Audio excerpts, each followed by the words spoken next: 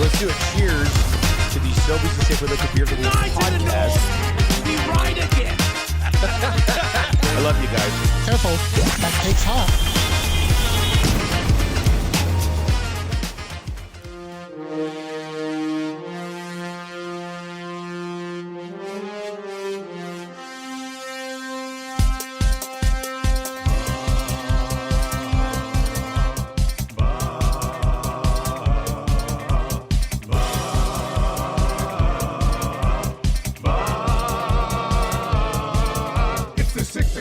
Check-in, come on, let's go. It's the AM Nasty Big Hello. It's not static, AM radio. It's way out better. Nielson Show, let's go.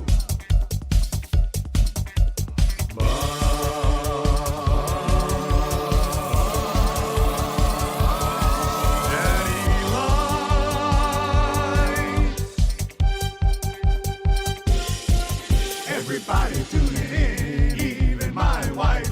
Mommy likes too. And those Macromala intros are cutting like a knife. Hey, it's Mitch texting in, he's your dealer for life. Let's crack a 6 o'clock and lager with some sirloin bites.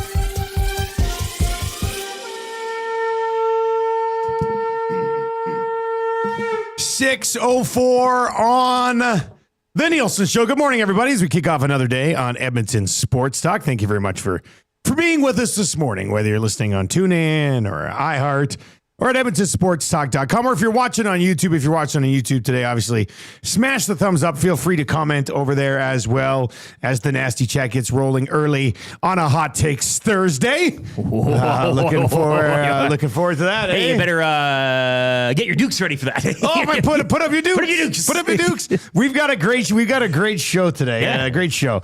A busy one, too. What did you get up to last night? What happened last night in your life? Well, I ate some supper and then I killed some time and went to bed. That sounds good. Yeah, I like that. I mean, that was Jays on. They didn't score first. Hardly scored at all. Yeah, that's true. Bats were quiet. I'm worried about those guys. Brewers win again. Dodgers lose again. Red Sox also lost, so it really doesn't, for the Jays fans out there, not the end of the world. Even Steven, yeah. It's not the end of the world. Angels beat the Dodgers again, though, 6-0 against the Dodgers this year. That is kind of hilarious. And now the Padres are a game above the Dodgers for the NL West lead. What's up with all this sports talk off the top of the show? This is crazy. Sounds like an FM station somewhere in Atlanta. Well, yeah, 90. What we got Carl Dukes today. The game. Carl Dukes, 92.9 The Game. That is the perfect station, the dial position and the name. 92.9 The Game. 92.9 The Game. Carl Sports Dukes. Talk on FM radio. Only in America, am I right? Carl Dukes will join us just after. We actually have a pretty busy show today, everybody. Very busy show. We wasted enough time. Exactly. We have to kind of get moving on. I snuck in a nap yesterday for the first time all week. If I don't get a Monday, Tuesday nap, I'm dying for the Wednesday nap. A little bit of showers. Hey, it wasn't bad. It wasn't bad. I mean, I didn't lay down till like 4. Oh, okay. So it was kind of in the Slept to about 5:45. Tam made a nice chicken dinner last night. A chicken dinner. And then I took the Barracuda to the pool. Did a kilometer in like 25 minutes. Breast, thighs, drummies. What was the? How was it prepared? Was it in a sauce, a cream sauce? It was like a breaded breast. Okay, yeah, it was nice. Roasted potatoes. You can get down on that. And carrots. Yeah, and carrots. And it was funny because she didn't make enough carrots, and she's sitting there. She only had like 4 little chunks of carrots herself. And she goes, I didn't make enough carrots. I said, well, here, have some of my carrots. What and she goes, no, you need your carrots. Like, enough of this. Who needs carrots? With that being said, I do like cooked carrots. Like soft carrots, delicious. A little bit of sugar on there? No, just copious amounts of ranch. That's the cream sauce. Yeah, that's the best thing about it. All right, if you need a conch this morning, let us know. 780-218-9999. I do want to dive into the Paris Jewelers inbox here. Don't be a dud, be a stud at PJ's. That's Paris Jewelers. Do not pay for 1 year. Shop in store, West Edmonton Mall, Kingsway, Londonderry, Sherwood Park Mall, St. Albert Center, or of course online, parisjewelers.com. They are Canadian and they are family owned. The Whistle Dog. You see this? Yeah. This is something else. Too good. And read the time as well. This guy, I think he had a couple of drinks last night. Well, that's usually, Is not happy with himself and is texting in looking for reassurance from us that this is okay. And I don't necessarily think it's okay, but Whistle Dog texts in late last night here at Edmonton Sports Talk. Fantasy football advice, which was a segment yesterday. Yeah, it's fair. And it was still, he got it in. It was 9 minutes to midnight. So, it was still. And then technically was an advice day. Is it wrong to secretly own a second team in my league set up with a fake email and none of my buddies know it? I'm asking for a friend. I mean, you currently own half the teams in your league anyways, right? Like, Hey, look, man, I've in the Spite League, I've been owning 15 other teams for years. This is greasy, though. I don't know how this doesn't get tracked back to you. That's the thing. You can't keep up this ruse for a season. Can I make a confession as well? When I was 17 years old, playing simulation hockey leagues online. And now that I didn't know any of those people. That's the thing. You're online. But I did create fake email. Yeah. Got a second team. Made some sketchy trades with my real team to the point where people are like, what's going on here? But I was 17 years old. And this is a league with your buddies. How are you? What happens at draft day? How close are you with the guys in this league? Because what is it like? There's 12 of you. There's you and 10 other guys, and then there's like the Ricky Stanicki, who doesn't really exist. And if Stanicki loses, what's the punishment? He's going to have to show his face eventually. Exactly. Or maybe you hire somebody. Did. I just I'm saying in this case. Northside Sandwich over on YouTube says, "I love the play." Nah, you can't do this. Oh, I love it too, but I don't even think I love it. I don't see how you get away with it in the end. Yeah, I mean, it's going to backfire. Yeah, 100%. I'm here for it. I'd love to follow it throughout the season. Part of me thinks McCord is just Lucas running another team in the Dunya. My buddies in the One Rincon Hockey League always accuse me of having my buddy Boom under my thumb a bit in that league, making deals and stuff. There was oh, you're going to your farm team again, eh? Farm team? But he's the farm. He's the farm. Yeah. I basically let players mature there, and then when they pop, I take them. But he's a buddy, everybody knows him. There are franchises, even in the pro sports world, who are a little more cozy with them, than other ones. That's business. You know what this is about? This is about developing relationships. Absolutely. Yeah. That's what this is about. Yeah. But to the Whistle Dog, I mean, I know the advice is you giving it, but I would say go for it. Just out of selfishly watching it. And seeing who you hired to play this. You'd have to hire a guy. Did you watch Ricky Stanicki on Prime? No, I don't. It was actually really funny. That was one of the funniest movies I'd seen in quite some time, with sort of the dwindling comedy that you'll see out there nowadays in movies. Ricky Stanicki was actually really funny. Trev, did you watch Ricky Stanicki? I've never even heard of I'm telling you, man, you guys would like Ricky Stanicki. It's John Cena. Cena plays John Cena. Yeah. Whoa. So they have Why did you say that? They have this fake friend, Ricky Stanicki, who they've had they blamed things on when he was a child, when they were children. It's gone along to. I thought you watched it. Maybe I did. Gone along up to adulthood, and then their wives are they were pretending Ricky Stanicki was sick, and then their wives are like, Ricky should come to this, because he's dying. So then they have to go hire an actor to be Ricky Stanicki. I may have watched it, but maybe I don't and remember. And he takes the role very seriously. I did watch Signs yesterday afternoon. Never saw Signs. Are you serious? Yeah, seriously. Is it scary, isn't it? It's a scary movie. It's a little Yeah, I don't want to see You'll that. get you jumping. I don't like watching scary movies. Ricky's, yeah. I thought it was Ricky Stonicky. I had it all wrong. Ricky It's just Stanicky. Stanicky, yeah. Stanicky. It's actually laugh out loud funny. You know, it doesn't score too bad. What was it? What are we talking 45% on Rotten Tomatoes Is that and an IMDb of 6.2 out of 10. Oh, it's not, no, I'm telling you, man. If you watch it, there's a few bits in there that if you guys watch it, we could do off the air here in the studio. Zac Efron. Yeah, Efron. And William H. Macy as well, hey? Macy. By the way, Macy in that movie is hilarious. Okay, he's now absolutely you're hilarious. talking. No, it's worth it. I feel like I maybe have, like it looks familiar, but Jeff Ross is in it. That's Yeah, I thought you told me about it. I thought it was you. You're like, you should watch Ricky Stanicky. I mean- now months later, I'm telling you got to watch Ricky Stanicky. what a twist. Yeah. Justin of Balgonie's back into the Paris Jewelers inbox. He's now offering me Jalen Philpott, Sean Thomas Erlington, and a second for Greg Bell, Brissett, and a third. third? Shake my hand, he No, says. you got to drop that third. That third's going to have to slip a little bit, I think. Yeah, that's the problem. He keeps adding, but he also keeps adding on your This end. guy, Eric, just told me that on CFL.ca, Greg Bell is ranked as the 5th best fantasy running back this week. Look, however you want to take those plays, and they are, written up CFL.ca by Brandon C. Williams of the site.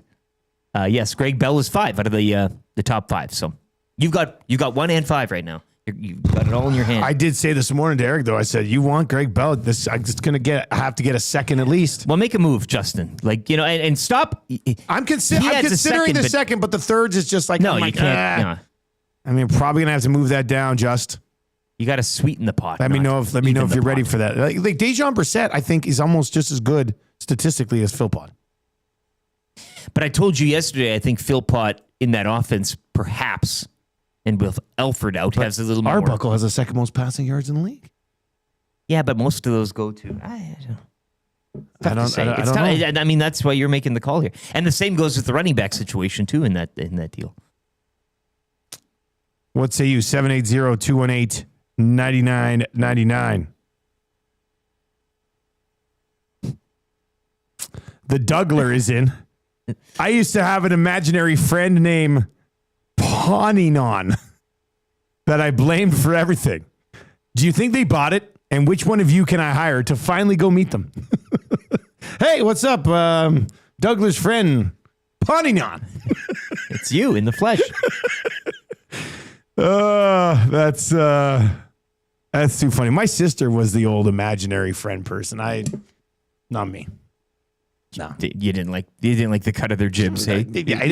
I never met one that I liked.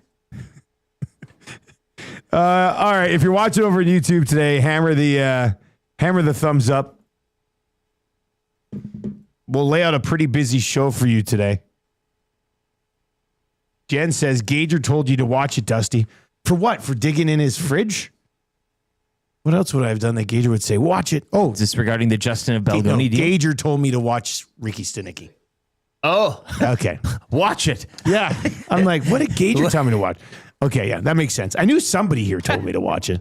I tell you, you guys will like it. I've watched Watch it now. I've watched it twice actually. I think it's genuinely hilarious. All right, we've got your morning announcements coming up. We'll have off season. What off season? What off season indeed. The Whipping Boy bracket continues. You're having a blast. With this Twitter I voting, am hey? loving. Yeah. I am loving my interactions on Twitter since the Whipping Boy bracket. A lot of, in my opinion, my humble opinion, And yesterday, anytime I go on, there's like 20 notifications, and it doesn't have anything to do with me or the Whipping Boy bracket. Now it's just people arguing who ruined the team more, Kenny Holland or Peter Chiarelli. Yeah. I saw Nurse's name more in that thread yesterday than in the defenseman one that he just mentioned. It's it's a wild ride. Balgonie says, I would just like to point out that the second I'm giving you might as well be a first since I am in last. Look, man, I'll say this. You give me that second, I give you a fourth, it's a done deal. Yeah, I don't. The third is I'll give you a even. fourth, it's a done deal. You can have your Greg Bell.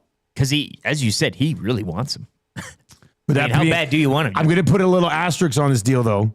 If at any point James Butler gets hurt, you have to give me Greg Bell back for nothing. Does Justin Belgoni exist?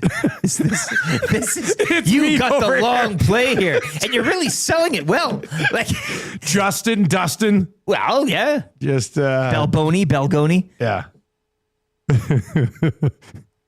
Off-season, what off-season? We'll get to that. Fired up for Gemco Fireplaces. We'll hear what Mark Killam had to say He comes back yesterday. Forget that I'm out to lunch. Oh. So that's not going to be a first, I guess he's saying. I guess not. I don't know. Or the yours. How am I supposed to trust you to make a deal? He Also, sounds pretty confused right now. I sure hope Stuart Johnston is watching and seeing people talk about trades and season-long CFL fantasy. This is the whole point. This is why we do Maddie getting mad at me for explaining things on air to you. That's it. the point. I know. I mean, I dug into that a little bit, but Watch it. fired up for Gemco Fireplaces. We'll go there around 6:45. Carl Dukes, who covers Atlanta for 92.9 The Game.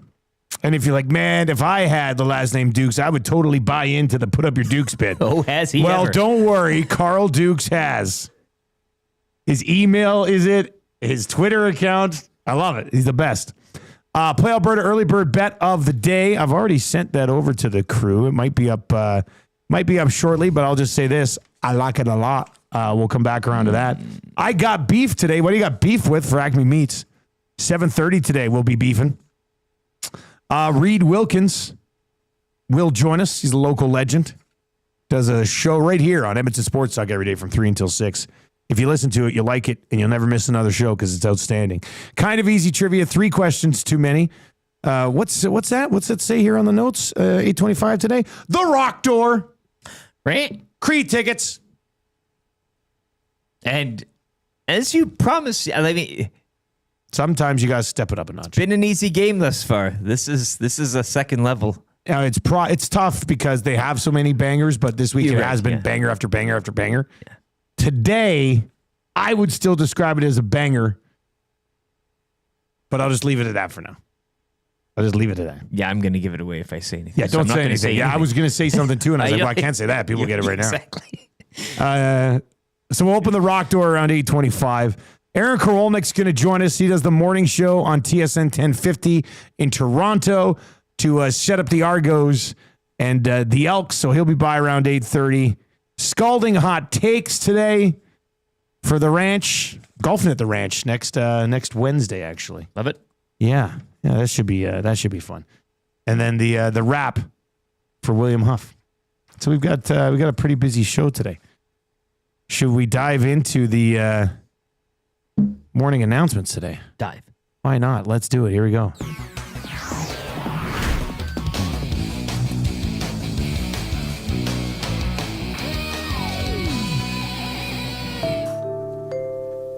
Yes, we are diving into the morning announcements. How were the boys at the 100.3 The Bear? Edmonton's best. It's just McCord. Oh, it's just McCord. Yeah, he's basically- phoning me tomorrow. We got to get. No, I guess you'll have yeah. McCord tomorrow. Yeah. Uke's on vacation again. Again. Yeah. They get a lot of vacation. They get a ton of vacation. I can't over believe there. I mean, it's unbelievable. Just not in ratings. Oh, yeah. All right, here's something else we've got on the go today.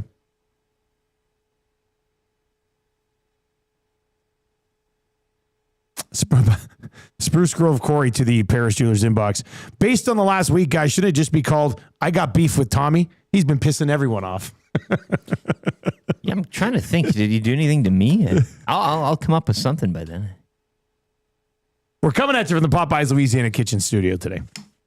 If you haven't checked out the new chicken dippers and Popeye's new signature sauce, then are you even living your best life? Probably not.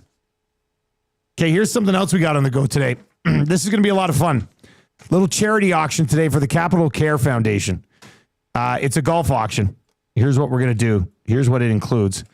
So the Capital Care Foundation, how they do it, next Thursday night is the Feast on the Field, which is a big dinner on the field at Commonwealth. Smack dab on Play Alberta Field at Commonwealth Stadium. I believe myself and Luke Gazdick are like co-hosting the dinner. So it should be a pretty good time. They're bringing Gazdick out. Gazdick is actually going to be in studio on one of our shows that day. Probably an afternoon thing with the Reid Wilkins show, I would think. Maybe we can get him in earlier in the day. But Gazdick is going to join us. He'll be on one of the shows. And then the following morning, Friday morning, is the Capital Care Golf Tournament at Redtail Landing, 8:30 shotgun start. So this morning we are going to auction off 2 tickets, which will get you at the Edmonton Sports Talk table for Feast on the Field. Great dinner. And then you'll also get 2 spots to golf with me in the Capital Care Golf Tournament the very next day. Okay? Janos is already in. Janos. I love it. Janos is already in. He's already bid $500. Even here was up for auction. No, he's just like, I'm in. $500. Janos has the top bid right now. I made a sheet here so I can just track it. Janos, $500, top bid. 2 tickets to our Edmonton Sports Talk table at Feast on the Field. That's next Thursday night, August 21st. And 2 spots in the Capital Care Golf Tournament to golf with me the very next morning. It's a nice 8:30 shotgun start on a Friday. You can be out of there by 2 if you want to still take off for the weekend. All of the proceeds are going to the Capital Care Foundation. If you'd like to bid on this, 780-218-9999. 780-218-9999. 2 tickets to the Edmonton Sports Talk table for Feast on the Field with Gazdick in the house. And then 2 spots in the Capital Care Golf Tournament in my group for the shotgun start at Redtail Landing on Friday. It's a nice way to wrap the week. Fancy, like imagine eating dinner on the field? On the field. At Commonwealth? That's kind of neat. That's pretty cool. That's a unique experience. It's a very unique experience. So if you'd like to bid, fire us a text, 780-218-9999, 780-218-9999. Top bid right now is Janos. He has it at $500. I'm looking forward to that. It's going to be a big golf week for me next week. Wednesday and Friday. And actually Saturday. I'm going to golf more next week than I have the entire golf season. Well, good for you. Good capper to the... So nice to kind of sneak in around here or there, which is kind of exciting. So yeah, if you'd like to bid, 780-218-9999, 780-218-9999. And if we get some competing bids, you can get the auctioneer voice going again, I'm sure, right? Like, I got 500 on J-Nose going once. I got 650 over here. I got to get 650 now. 650, 625. That's why you're so good at the alphabet the other day. Is your auctioneering background. Hey, That probably would have been a new record for me. Sure, yeah. That's on the spot. Very distinguishable. Yeah. I think that was, if you rolled that back, I think I did say every letter. You slow it down and it's very... I think I said every letter. Grab a buddy, put your money together. We'll raise some money for a great foundation, and we'll have some fun golfing next Friday and a nice dinner on the field at Commonwealth on Thursday. Congrats to the Dougler and Pawneenon. It could just be you and an imaginary friend too. I mean, you can pay for it all. How do you? Nacho Man says I'm in for 500. Well, let's see. This is the Nacho Man. You have to come in a little bit more than 500 because the top bid is 500 right now. So if you would like to bid 550 or 600, that's good. But you're getting, it's not just the golf tournament. You're getting this fancy dinner at Commonwealth the night before. Yeah. So food's going to be banging. It's really nice. You get to choose which yard line. Like you can kind of. I'm assuming hash mark. I'm assuming the Feast on the Field is just Gager throwing burgers to everybody. Dogs. From right up top. Just firing meat missiles down from the upper deck. Continue with your morning announcements. We got CFL action tonight. I love it. Redblacks and Bombers. And I think the Redblacks are a live dog. I love it. Yeah. The road. You didn't know? You better call somebody. Ladies and gentlemen, boys and girls, children of all ages, tonight, D-Generation X proudly brings to you its 6-time WWE Tag Team Champions of the World, the Road Dogg, Jesse James, the Badass Billy Gunn, the New Age Outlaws. I love when he does that. Maybe we're all being fooled because it is the Bombers at home, and they've been pretty good at home for a long time. At home they're good, but they've been stumbling. They've been stumbling around on the mat. They kind of, and like it's true. They're a weird one. Zach so far this year, I think, is 8 touchdowns, 8 picks. Yeah, it's not great numbers. Brady Oliveira had a huge game last week. Here's why I like Ottawa tonight, though, and here's why I would suggest hopping on the Redblacks, and we will have a little bit of a boosted number, small little same game parlay for the early bird bet of the day today on this game. So you can wait till then if you want. But the Bombers are starting Trey Vavel, who's a great returner, but it doesn't have barely any experience at corner. And they're starting Dexter Lawson Jr., who also has very limited experience playing cornerback in the Canadian Football League. Like, we're talking Vavel's first start at the position, Lawson's like second or third start at the position. Usually a team that's pretty comfortable in their player personnel and guys coming up and replacing. And now you're seeing, especially in that secondary, kind of a little bit of turmoil this season. So you've got those two guys. And now you've got Drew Brown with Justin Hardy, who went off Braylon last Addison, week. Yeah, Geno Lewis. I think the Bombers' corners are going to be victimized by Drew Brown and his best weapons that he's got. Hardy and Lewis are both elite guys in this league. So I think the Bombers' secondary is going to be in tough. Like their halfbacks, Dietrich Nichols and Evan Holm, are two of the best in the league. But their corners, I think, are going to be absolutely torched tonight. So for that reason, I do like that. You want to sprinkle the Redblacks to straight up win? Have at her. But I think the 5 points is actually pretty impressive. The path to victory for the Bombers would be similar to what we've seen over the last few years. Willie Jefferson's going to have a monster game. And Brady Oliveira is going to have a monster game. Like, that's really the two. If those guys aren't having incredible games, I think a path to victory here for Winnipeg might be tough to find tonight. So we'll see. We'll see how that sorts itself out. But I'm looking forward to it. Very interesting. And then, what Drew Brown and those receivers did last week. And you mentioned the secondary. They are good against the run. That's why I'm kind of cautious in starting a William Stanback this week. I don't know if Stanback was originally another option I could get from Balgoni there. Would you rather have Stanback or STE?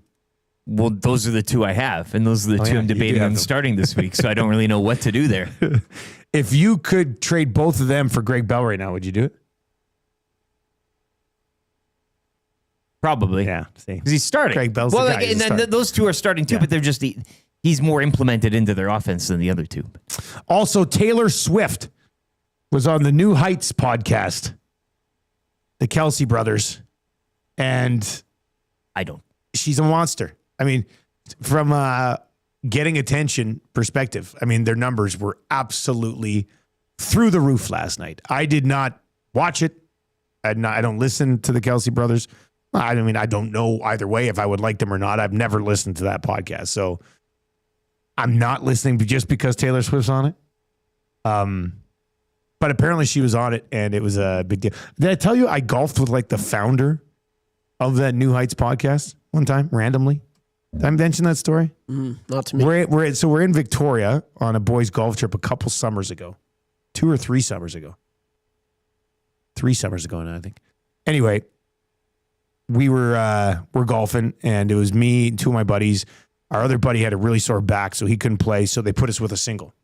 And we're playing this golf course on the island. I'm walking along, and the guy's like, "Oh, what do you do?" I said, "Well, I'm running this like digital radio station in Edmonton," and I'm like, "It's going pretty good. Like nobody else is doing it." And I was like, "What do you do?" He goes, "I have this media company that, like 20 years ago, he signed a deal to get the rights to like a lot of the photos that would be used in internet sports articles or something." Like anyway, he's done really well, and he goes, and we're just signing this deal, with the Kelsey brothers to do a podcast, and I was like, "Oh. Well, I'm going to get Reid Wilkins." So what do you think about that? And then, so it hadn't launched yet. He goes, we're just signing a deal with the Kelsey brothers. I was what? Damn. Yeah. And then it should have stayed in touch with that guy. Yeah. He's a good golfer though. Podcasting. It got so windy that day that I had an umbrella attached to my cart, and it blew my cart down the fairway. I had to run like we were walking, a push cart. I had to Okay, blow all I the way was down gonna the fairway. say, damn, Yeah, like a power cart. I was like, holy crap, that's very windy. it was crazy. Wind-powered vehicle. Yeah, over 1 point at its peak, over 1.6 mil tuned in. Is that what it was? At its peak, Yeah, I hope they were saying, hammer the thumbs up. yeah. Make sure. You're really wasting the likes leave if a- you're yeah. not. If you're not having. So sure the to leave a like. the Swifties have to be the most powerful media force in the world. Scary. Don't you think? I guess so. It has to be. Who are they competing? Not in my with? stratosphere. The Believers. I mean, not anymore. Not even that's remotely like 10 close years ago. anymore. Frankie Valley has a pretty big fan following. I mean, I know they're kind of aged now, but he's big in these circles. Yeah, he is. He is. I've been hearing. All right. The top bid for the golf experience. Nacho Man did go up to $600. Ooh. That's how you go from 500 to 600. Nacho Man got me 600 here. Back to Jay Knows. Anybody else who step in here? Do we got anybody at 650? 650. Look, this is going to be a great time. It's dinner, feast on the field, Capital Care Foundation, Play Alberta Field, Commonwealth Stadium next Thursday. There'll probably be some footballs out there so we can pretend to like throw touchdown passes and stuff. And it'll be like, Do your own Rod Smith. yeah, right there on the That's field. where you do it because you got the I guess I'll have to get myself a baggy suit. Oh, the trade has been made. untucked. Balgonie's I beg doing your it. pardon? He's doing it. We have a deal to announce. I agree to your terms, Dusty. Pirates receive Jalen Philpott, Sean Thomas Erlington, and the Stallions second rounder. Stallions receive Greg Bell, DeJean Brissett, and the Pirates fourth rounder. Then he's got a picture of that guy on the plane. I want to shake your hand. shake your hand. Eric, I'm going to make you Justin and Balgonie, and we'll shake on this deal. I've always been Justin. What? Deal's done. CFL season-long fantasy trade completed right here on Edmonton Sports Talk. Stu Johnston, your move. That's like a 70-some-hour trade, hey, in the works. That's a or big one. I longer. mean, like that's been. this is like our 7th, 8th trade of the year in the Kerfloat. How many of you guys had? We're pretty confident with our drafting abilities. Therefore, trades that really makes aren't sense. I like that. waiver wires live. All right, off-season. What off-season is on the way? What and then we'll get off-season? fired. Oh, I'm fired up now. I feel I get goosebumps. Oh, well, you got a deal now. You got. I got goosebumps from that CFL trade, He's baby. cooking. Yeah. If James Butler gets hurt this weekend, I will not be in for the rest of the month. And I'm talking here and CFL on TSN. Sorry, guys, I can't do it. I'm too rattled. Imagine You're on that game too. yes. Imagine if You Butler. walk out. Imagine if Butler gets hurt on a game I'm calling. If you know, you know. I'll be like, this is devastating. Oh, your octaves will drop. You will just be sullen. All right, off-season. What off-season is on the way? The Whipping Boy bracket continues. We are off and running. If you need a conscious morning, you can text us 780-218-9999, 780-218-9999. Georgia Satellite says this trade is currently under review. It's not league official yet, hey? Oh, yeah. Well, The team accounts are getting ahead of the. we'll send it in. It should be a good time. All right, let's get to a sports update right now with Lieutenant Eric. Here we go. Quiet night for the Jays bats as they drop one of the Cubs 4-1. Max Scherzer will get the call later this afternoon in the rubber match. First pitch 107. With Boston's loss to Houston, though, the Jays remain 4.5 up on the Red Sox for first in the AL East. George Springer, meanwhile, he's been cleared to return to game action following the concussion he suffered 2 weeks back. He'll begin his rehab assignment with Buffalo later today. The Edmonton Stingers are back on the court tonight. They'll visit the Calgary Surge. In a play-in, the winner will advance to take on Vancouver in the West semis. BMW Championship opening round action is scheduled to get underway later this morning. Week 11 in the CFL kicking off tonight. As mentioned, the 4-4 Bombers at home to the 3-6 Redblacks.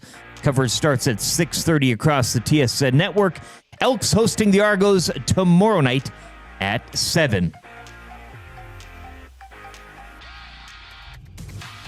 And over to tennis quickly. Felix Auger-Aliassime at the Cincinnati Open, victorious again yesterday as he defeats Benjamin Bonzi 6-4, 6-3. Felix will now face number 1 ranked Italian Yannick Sinner in a quarterfinal action later this afternoon. Off-season, what off-season? Coming up next as Hour 1 of the Nielson Show continues here on Edmonton Sports Talk.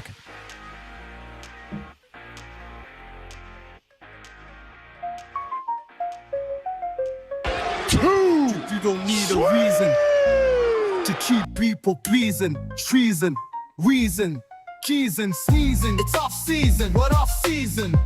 It's off season. What off season? It's off season. What off season? It's off season. What off season? It's off season. What off season? It's off season. What off season? It's off season. What off season?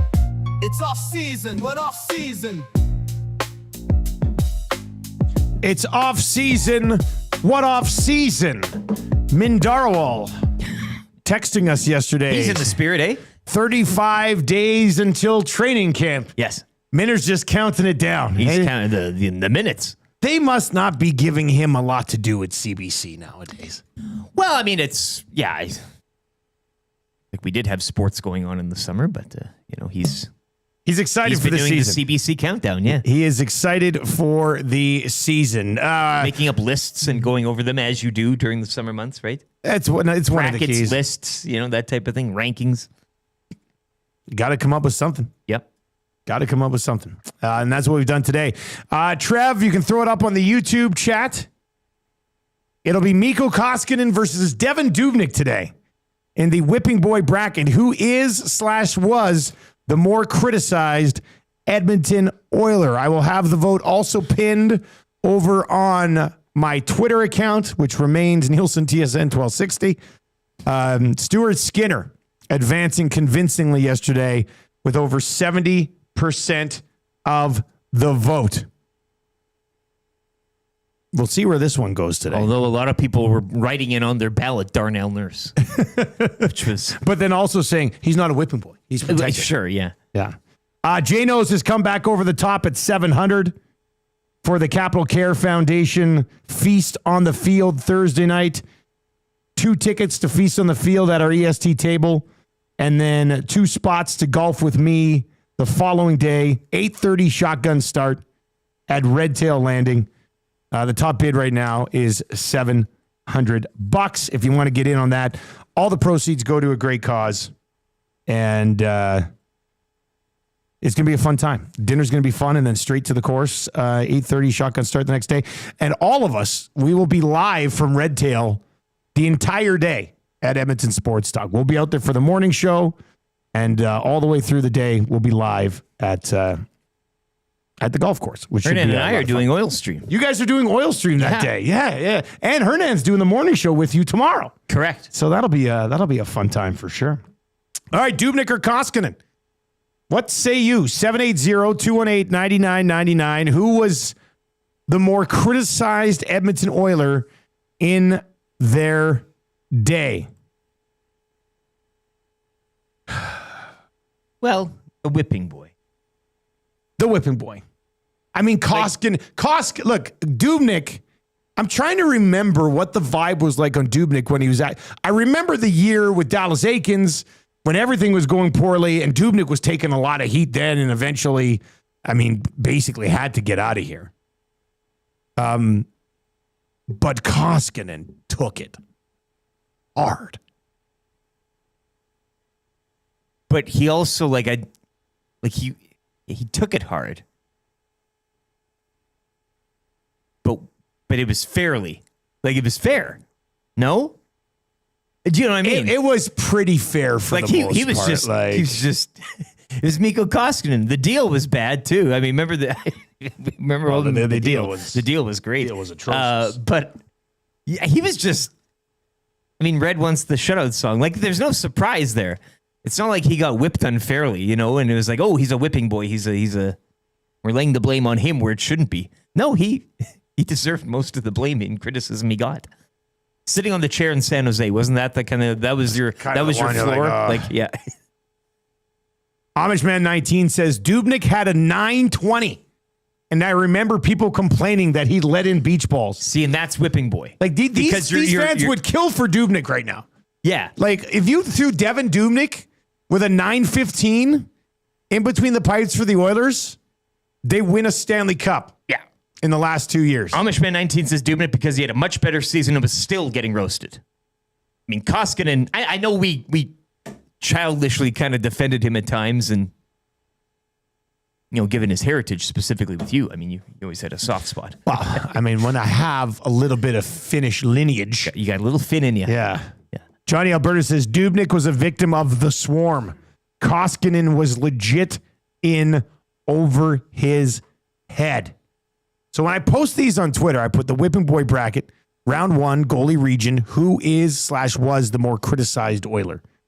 So I'm trying to just say, criticized in if general. If it's most criticized, I think it has to be Koskinen. But the true definition of the Whipping Boy probably be Doobie. When you shouldn't be necessarily have all the blame. And you get it. Trev, what do you think? Yeah, I think you guys have convinced me otherwise. Because I think for sure Koskinen was, to my memory, more criticized. He does have a record for allowing 4 goals on 4 shots. It's outstanding stuff. Oh, Shirelli, you dumbass. I'll never forget that game. You couldn't stop anything. But, for Dubnyk's case, he was putting up pretty good numbers and he was getting crapped on. That is the definition of a whipping boy. He got it. He got it unfairly. Dubnyk did get it unfairly. Was he perfect? No, he wasn't perfect. No. But he put up some really good numbers behind awful teams.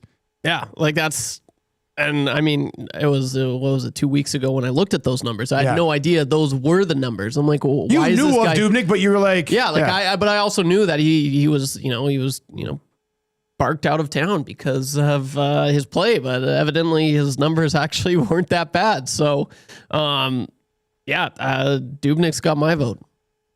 It's not warranted. It shouldn't have been warranted, Koskinen had a .917 save percentage in the 1920 season.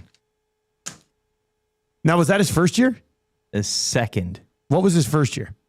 So games played in 18-19, 55, and it was 906. And that's when he got the contract. He got the contract after the 906 season. And then 38 games played in 1920, and that was probably, I guess, COVID. And what did he have? 917.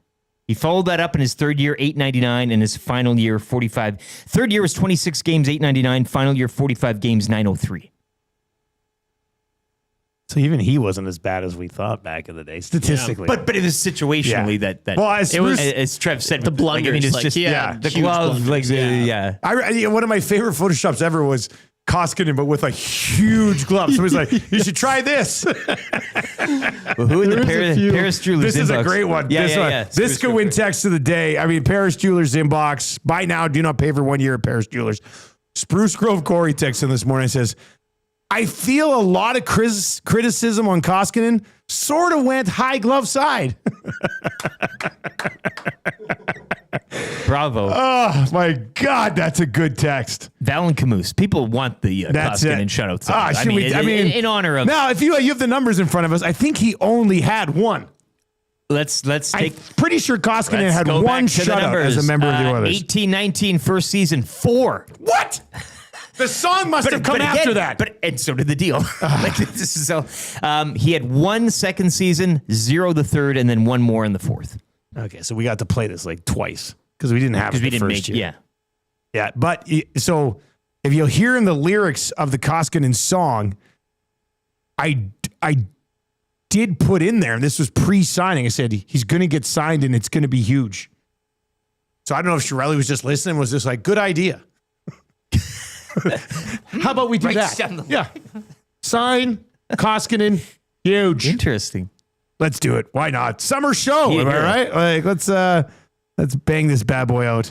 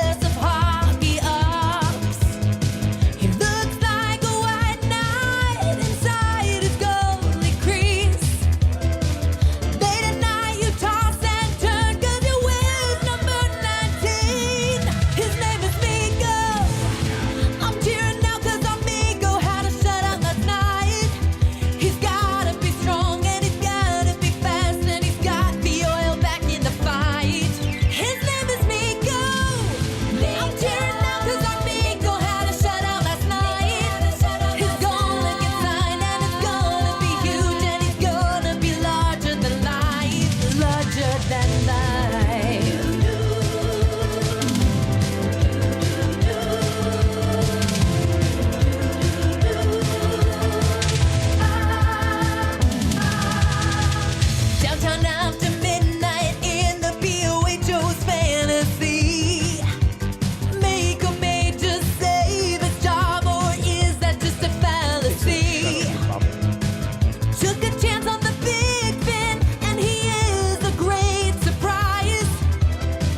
He's the Oilers' new Superman, and you can see it in his eyes. His name is Miko. I'm cheering now 'cause our Miko had a shutout last night.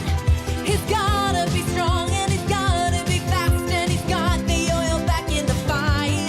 His name is Miko. I'm cheering now 'cause our Miko had a shutout last night. He's gonna get signed, and it's gonna be huge, and he's gonna be larger than life. Oh, man. That was a banger. Yeah, and as I told you, Jay knows what a waste of a theme song. Only played. I know. And not even 5 times. Like, again, we didn't kind of... Like, we that was, played it when we shouldn't have, but... That was so tough. We did mix it in a little bit here and there. Yeah, but Red says I mean- it was one of my 5 when I won the vault segment from the Tickle Trunk. Oh. So he really loves it. You know, Mike Smith's song was pretty good, too. Yeah. We had one for Talbot. Talbot was good. Talbot was And we even had no more a picture of scoring him. goals Yeah, on he was a Mr. robot. Talbotto. No more. No more.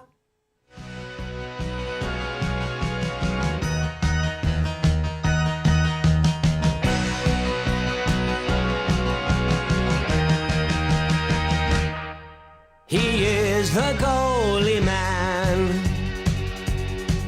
who hides behind a mask. Not one man can see just how to score on he.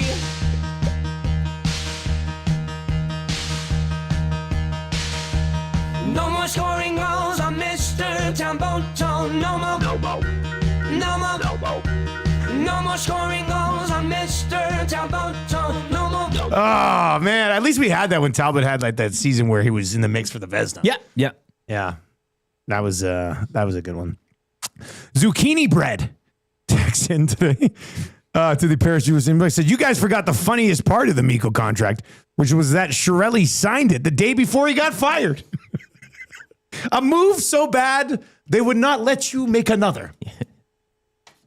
God, that's a tough one. Justin Obelgoni will get fired from his fantasy team later today. That's kind of how that goes. Man. Bone says we're influencing the vote. Oh, no, it only gets influenced when Tommy shares it on his socials. Our original songs. Give me that thing. I don't want to touch it. I don't want to jinx it. Hot takes is today. All of our original songs are brought to you. Did you just hit the hot take thing? Trev, my God, you got you're trying to sewer your boy here. All of our original songs brought to you by Totem Outdoor Outfitters. We just got a notice for hockey evaluations early September.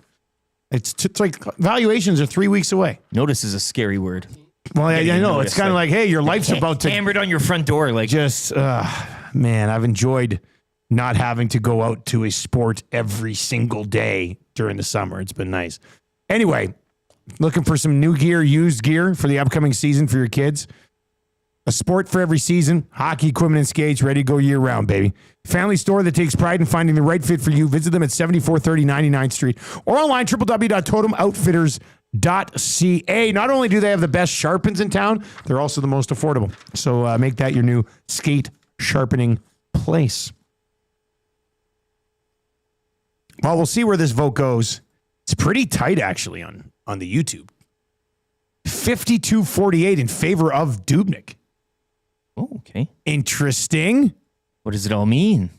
On Twitter, it's 57-43 in favor of Koskinen, but people haven't started arguing about Chiarelli and Holland yet. Yeah. That's usually when it starts to go up. I've even seen some Dustin Schwartz texts. earlier today. There's obviously going to be Dustin Schwartz text. Like, come on.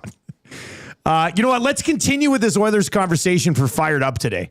Let's do that for Fired Up because we're on here, and I want to come back around to some stuff that was happening yesterday over on. I also saw NHL. So Hernan and Gager yesterday were talking about Bush, where they would have him, and Tommy said he'd have Bouchard as just a top 30 defenseman in the league.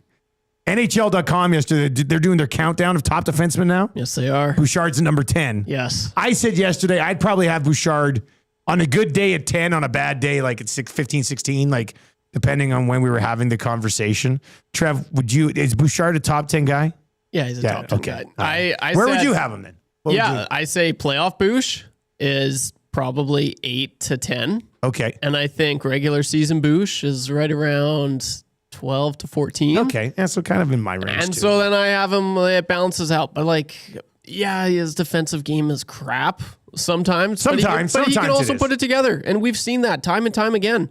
When it matters most in the playoffs, the last 2 playoffs, man, he's been really, really good defensively.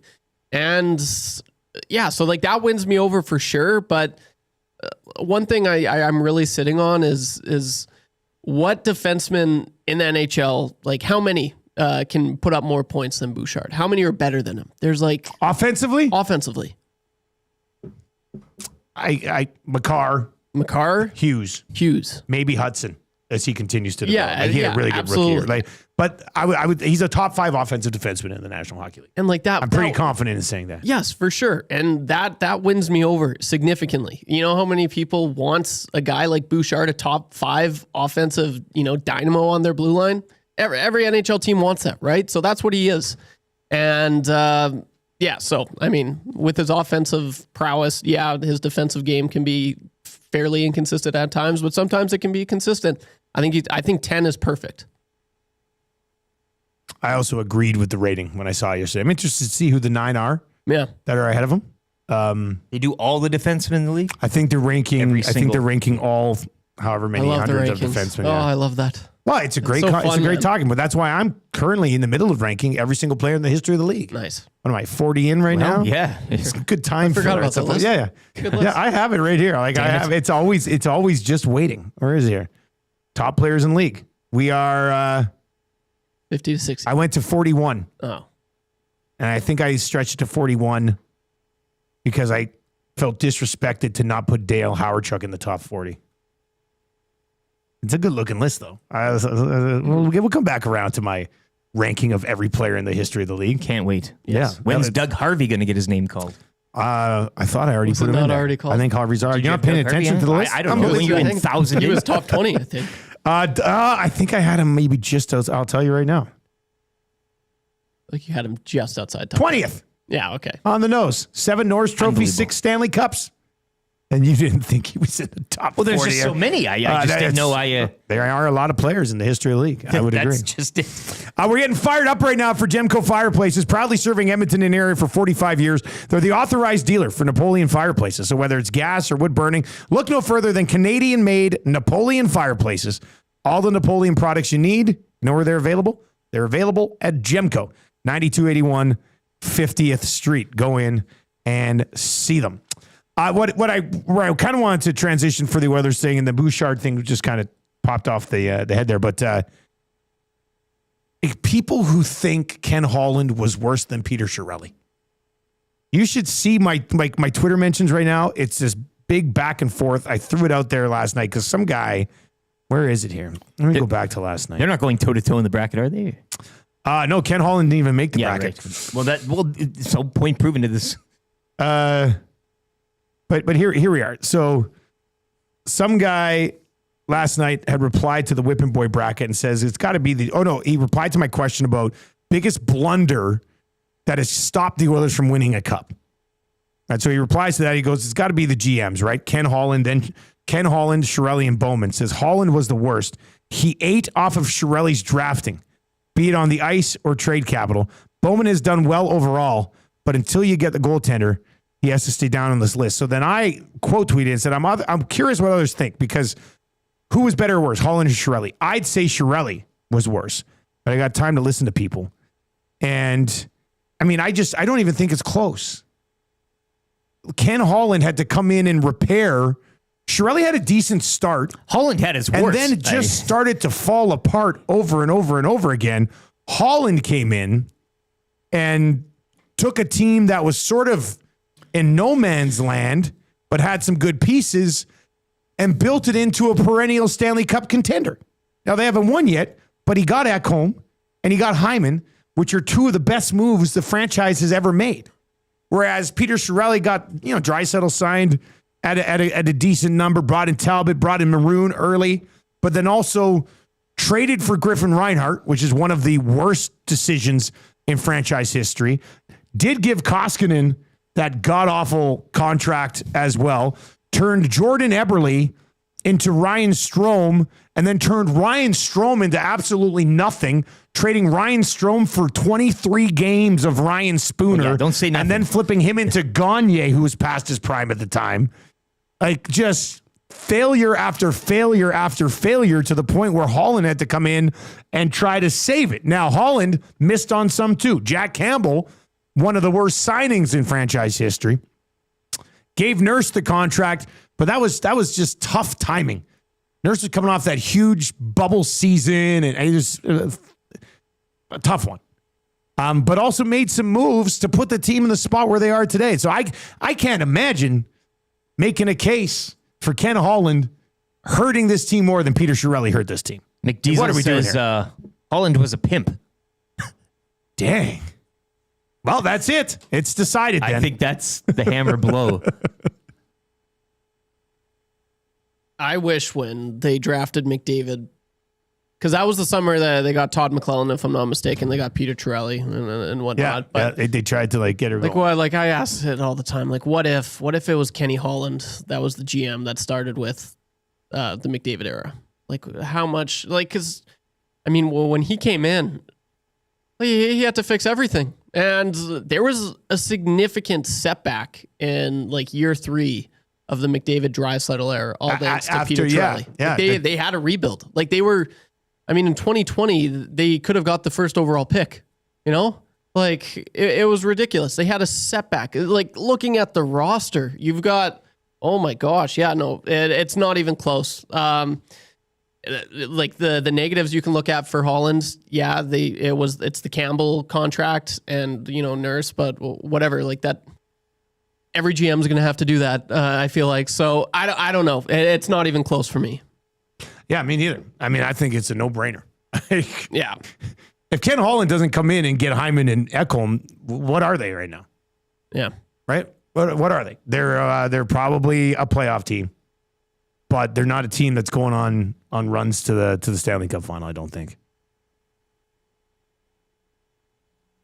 Chiarelli got put in a pretty sexy spot. You get Connor McDavid, you get a clean slate. Sexy. It looked like they had moved. Oh yeah, didn't he say he was the guy who had the sexy quote? I see your game. Yeah. And then this happened. Just listen to this song. It's a train wreck.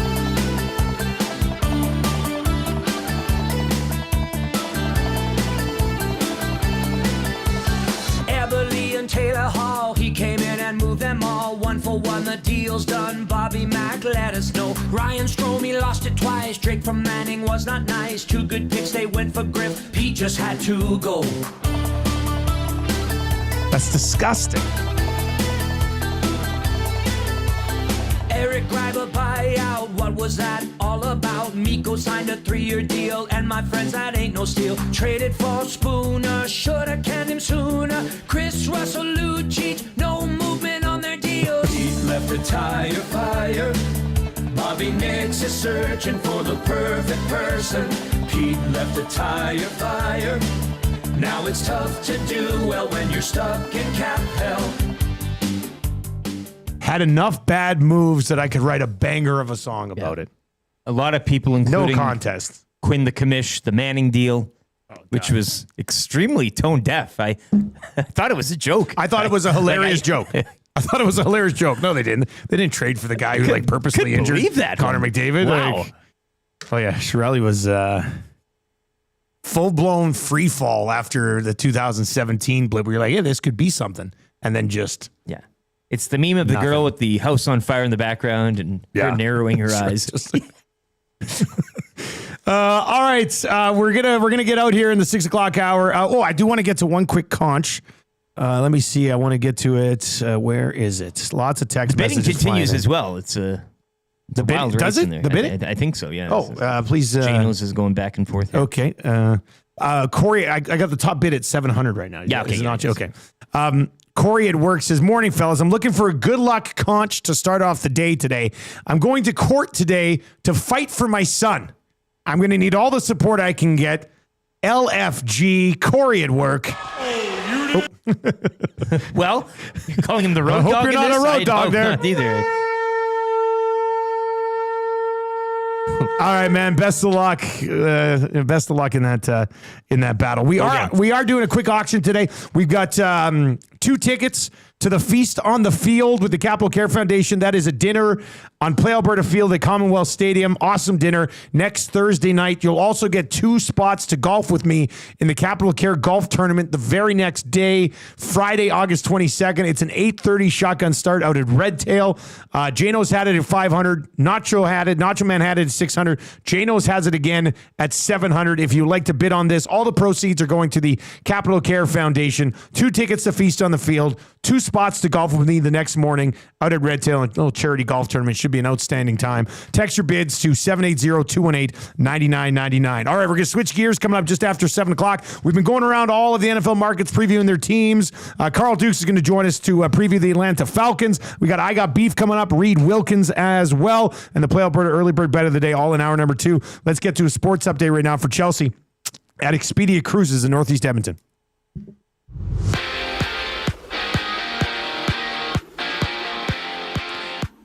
The Toronto Blue Jays bats going cold last night in a 4-1 loss to the Cubs. The rubber match will go later this afternoon. 1:07 from Toronto. Max Scherzer will get the start. Boston also losing, though, last night, which means the Jays remain 4.5 up on the Red Sox for first in the AL East. George Springer, meanwhile, he's been cleared to return to game action following the concussion he suffered 2 weeks back. He'll begin his rehab assignment with Buffalo later today.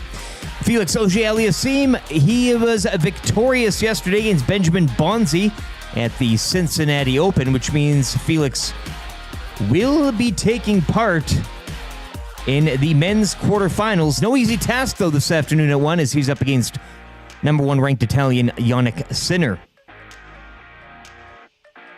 The Stingers, they'll visit the Calgary Surge tonight on the hard courts EBL playoff action. The winner will advance to face Vancouver in the West semifinal.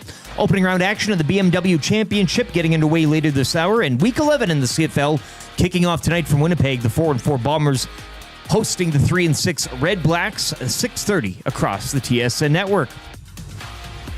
Whether you're dreaming of crystal clear waters or exotic destinations, contact Chelsea LaBelle at Expedia Cruises in Northeast Edmonton to start planning your next cruise or vacation destination. Call 780-970-4834.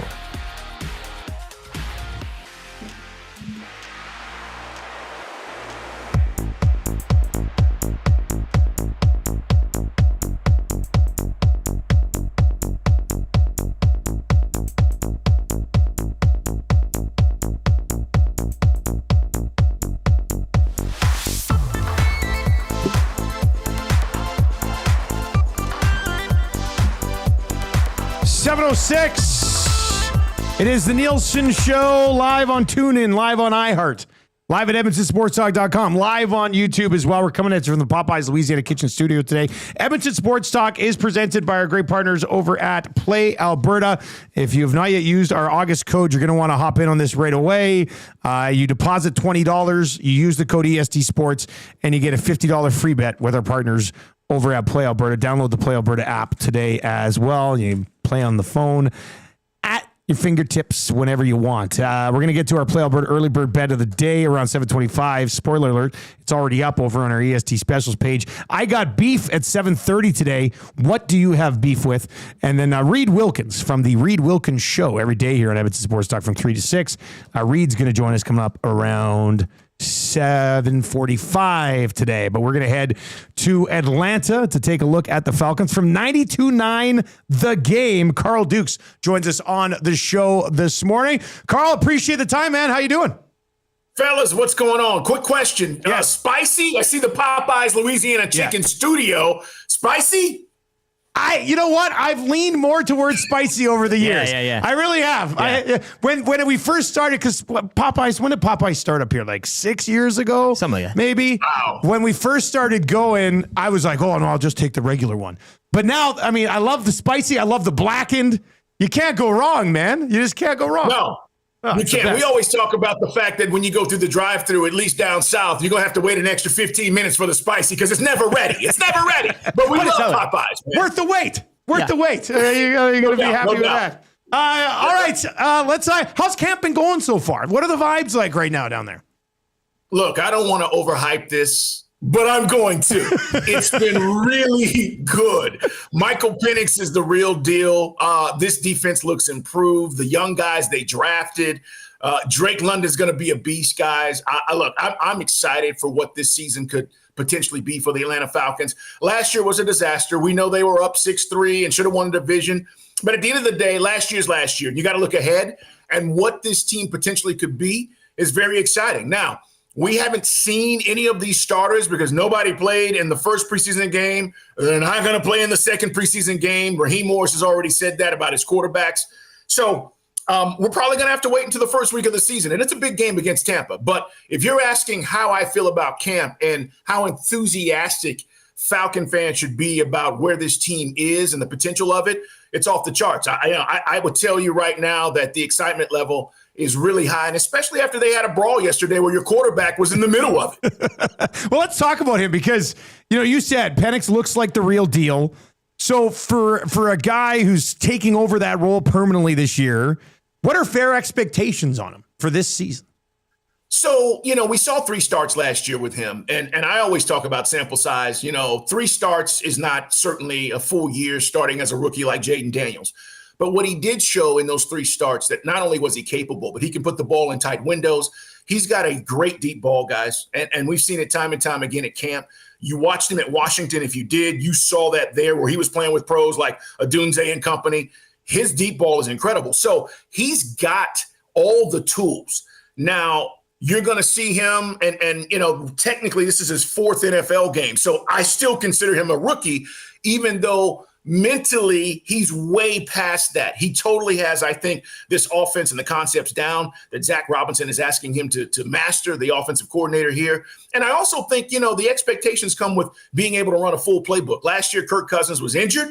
We now know that. We now know what the situation was when we were all wondering what the hell was happening. And I think that took some of the playbook out of the equation for the Falcons last year because he was just limited.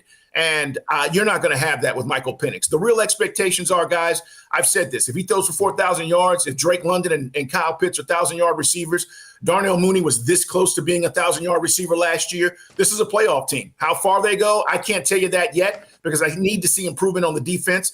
But Penix's upside and his potential, he should be one of the top quarterbacks in the league this year. Well, you mentioned Pitts and London as well, and just if you could touch on them and as well a little deeper into Kirk Cousins, because if we didn't have you on video this morning, I'd swear that we had Kirk Cousins on the phone, just given your excitement. The energy levels are outstanding. It's got to be good for a guy like Penix to have maybe a veteran like him and the the attitude that he brings to the whole proceeding there. But your thoughts on Cousins? Then I wanted also Pitts and London and their roles in this offense and just the weaponry that Penix has at his disposal.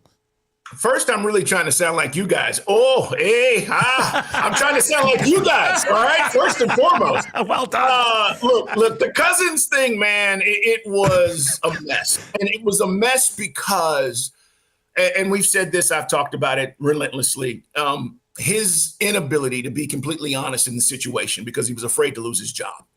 And what should have happened is Kirk Cousins should have took a seat for a few weeks last year, said, hey, dude, this shoulder thing is bothering me. Put the kid in. Let's see if we can maintain this. Maybe they go to the playoffs if Penix comes in and wins a couple of games, and maybe Cousins is able to come back. But instead, he tried to play through that, went through, a 5-week period last year where he threw, 6 interceptions or 7, whatever it was, and the season basically tanked from that point on. So, look, Kirk Cousins is a really good dude.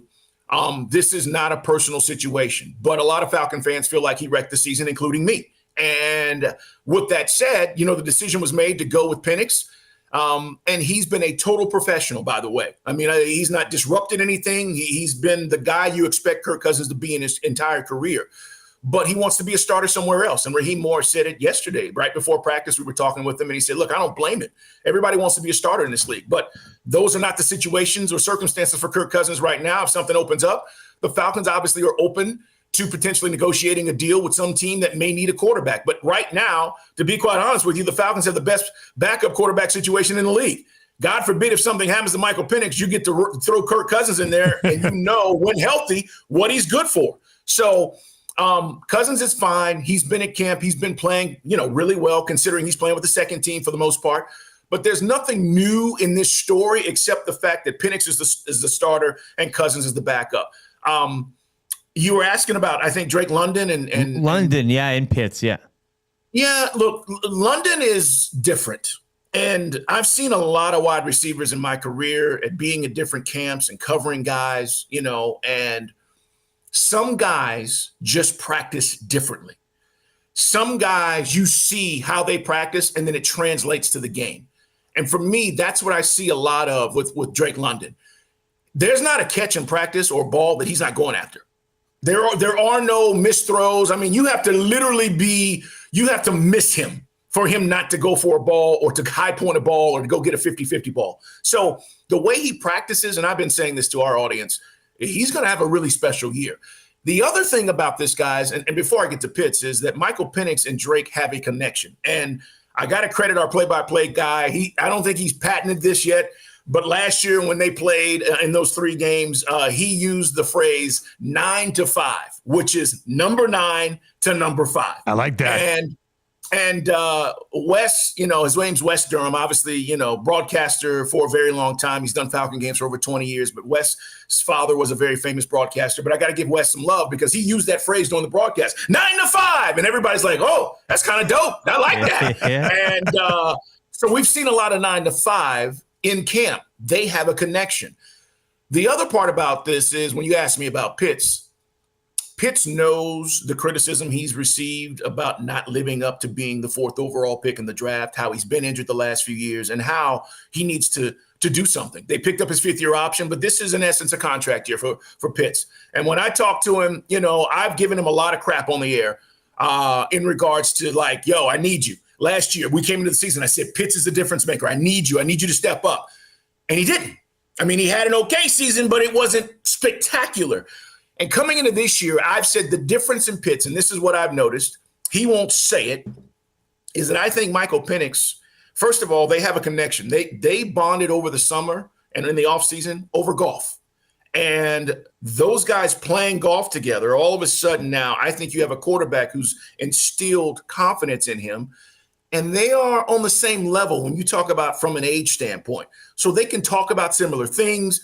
Pitts didn't have that with Matt Ryan when he got here. Ryan was good and at the end of his career. And then he got 2 guys in Mariota and Desmond Ridder who were not any good. And so now he's got a guy that believes in him, and they have similar lifestyles and similar likes or things that they enjoy in life. So I think that's helped Pitts gain some confidence. Guys, I'm expecting big things from him. And look, I'm the last guy you want to ask about giving him another chance. For 3 years, I've been screaming Pitts is the difference in this offense, because if he's able to do the things we think, Bijan and Drake and Mooney and all these other pieces, all of a sudden, they're going crazy, because you got to figure out how you're going to defend this guy. If you guys have never seen Kyle Pitts, he's 6'5" and runs like a deer. He's a freak. And he's an athletic freak, man. Like, yeah. And so from that standpoint, I've said none of these DBs should be getting in his grill and guarding him. And he's been having a really good camp as well. Yeah, I think it's very encouraging for the Falcons that we've gone this long talking about their offense and haven't mentioned Bijan yet. Right. And this is where I sneak in my selfish fantasy question, because I've got him in one of my keeper leagues. Does he have I know he's got the ability to do it, but do you think there's a chance here that he unseats Jamar Chase as the best fantasy football weapon in the league? Bijan? Yeah. Bijan has, and this is going to be one of those statements where your listeners and folks who are watching this going, he crazy. Bijan has Christian McCaffrey ability, but he can take it to another level, because I think he's faster than Christian McCaffrey. And I think his ability to make guys miss in those small spaces he could take this to the next level. Look, I believe, Saquon, but they're going to find more ways to get Bijan the ball this year, and you're going to see his numbers increase. And I do think he has that ability. Guys, I'll tell you a quick story, and I've told this on other shows. So Arthur Smith is the coach. He's now the OC for Pittsburgh. Arthur Smith, I went to the University of Texas. I'm from Texas originally. I get calls, the Falcons staff's down here. Do you know anything? And I'm like, no. And they're like, I think they're looking at Bijan. But this was before the draft. So this is leading in like after the combine, all that stuff. And they went down there to Austin. And I think they were down there 3 days. And Arthur Smith ran Bijan through every route tree as a wide receiver. He looked better as a wide receiver than the wide receivers they were working out. So what he then realized, and he's admitted this and said it, this is a guy in basketball. We use this term, right? We're positionless, right? We say this. There's a guy, 6'9", he can shoot, he can bring it up the floor. Think about, Luka. Think about some of the guys in hoops. Positionless basketball. And he talked about Bijan was in his mind that guy. I can put him at wide out if I need to. I can put him in the slot if I need to. I can run reverses if I need to. I can put him in the backfield if I need to. You start thinking about all the ways that you can use him. So that's how I got word that he was going to be the pick. And when I told our audience, they were like, "It's stupid to draft a running back." Well, they drafted a running back. And now everybody's pretty happy that they drafted a running back. And by the way, you talk about a superhuman being. This kid is unbelievable, man. I mean, like just down to earth, great family. You're never going to have to worry about Bijan Robinson, and he is a worker. So to answer all of that, to give you a little background, he's going to have a special year. Carl, great stuff, man. We chat with you for 2 hours. This has been absolutely outstanding. We appreciate the time. We'll definitely try to do it again. My man, spicy, baby, spicy. There we go. Man, we have just been banging out great hit after great hit south of the border. I mean, I don't want to know if I don't know if I just want to say they're so much better at this job than us. But man, these guys are bringing the heat. Oh, this is their thing. Yeah. Their thing. Yeah. It's like you getting called on to 92.9 The Game to talk a little hockey, right? Yeah, when they get the or team, CFL. you'll be going down there and yeah. I would like to personally request to Carl Dukes, if he is still on, to bring me on to talk some Canadian Football League. I'm sure that would go over extremely well down there. Carl Dukes, 92.9 The Game, Sports Talk on FM radio, only in the United States of America. Am I right? You're right. Man, he was excited. It was a great visit. No, he's good. I think last year we had him phone. And people were like, what the hell's going on here? There's no more it's good phone that we've with kind of Carl matched Dukes. the visual. No, but yeah. What is it? Bones text in. Lots of tons of reaction here. Nasty Chat was lit. Tube Socks is like, this guy's enthusiasm is legit infectious. I mean, how are you not fired up today? And he's on the afternoon show. Yeah. Like he's not getting you up in the morning either. That guy should be doing more. Well, that's and nothing against drive homes, but like the energy that it's bringing, it's insane. Shane in a vac truck says this dude is so FM. I am very on board with his energy, and I think it was Bones. I think it was Bones who said, "Boy, did he sure get the right name." Yeah, this man received the perfect name, Carl Dukes. He's grown into it. Like that was a lot of fun. And I don't want this to come across the wrong way, but I haven't been following Falcons camp as closely as I should. Well, I don't even know how many Falcons fans. I mean, I don't know. To be honest with you, my buddy Boom's a Falcons we all know fan. one, right? Like there's always he's the guy. He's the one. Is Tanis a fan or she's a Giants fan? Weird. I think. Yeah, another one of those weird ones. Giants fan. But yeah, so I do know a Falcons fan. But you pay attention because I'm sitting here now thinking Michael Penix, QB2 in Superflex leagues. But it's fantasy, right? Drake London. It's fantasy. You're interested because of fantasy. Well, because of fantasy again. Once again. I don't know. What have I said? Stu Johnson's name 5 times on the show already today. Season long CFL fantasy or I'm out. The 9 to 5 connection's great too. That's a great call. And playing the Dolly Parton song every time they they do it. I think that is outstanding. Come on. That division is sitting there for the taking, though. Like, I don't want it. Nothing disrespectful against the Bucs, because I think the Bucs will be like this. This is a Bucs or Falcons division, right? Yeah. I don't think Bryce Young and the Panthers are ready just yet to get into that mix. Your Saints hate is and the Saints concerning. No, they're there.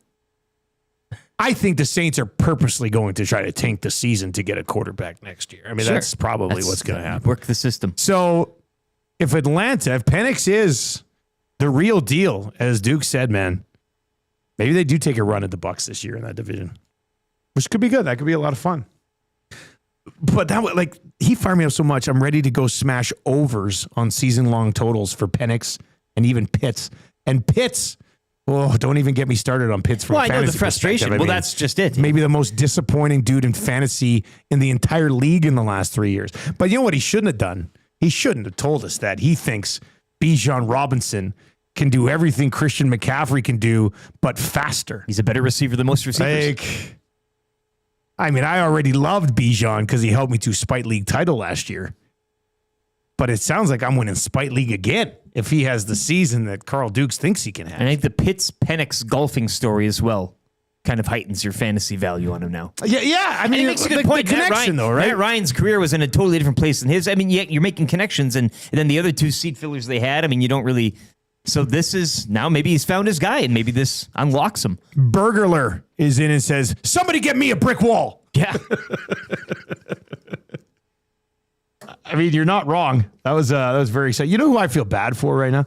I feel bad for Oilers guy who doesn't pay attention to the show in the summer and will circle back around to bitch about Bouchard in early October. They're not going to know how awesome Carl Dukes was. Right? They'll never know about Mo Egger absolutely killing it with Zach Kolaris references. Jim Wexel cried on air when you weren't here. What? Yeah.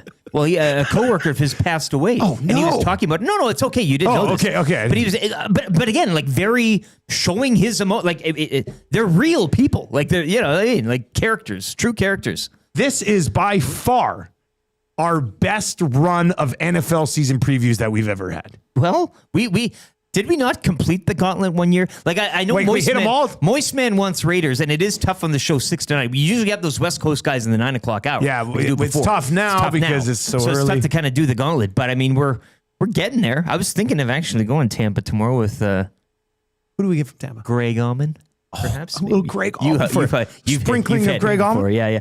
Hernan loves him. But Well, there you go. Some of those West Coast teams are a little harder to hit given our time, but. By the way, beer of the week tomorrow. I was just going to send you guys this. Yeah, can we get a hint?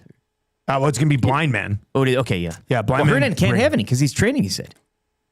Well, he can have a sip. He said no, he's not. He's like, I'm not having. Well, Trev, looks like you're going to have More to. for us. Yeah, we'll have to even double our duty. A little bit more. Yeah. That's okay. Okay, so Jesse from Blind Man's coming in for beer of the week, and he's a big listener.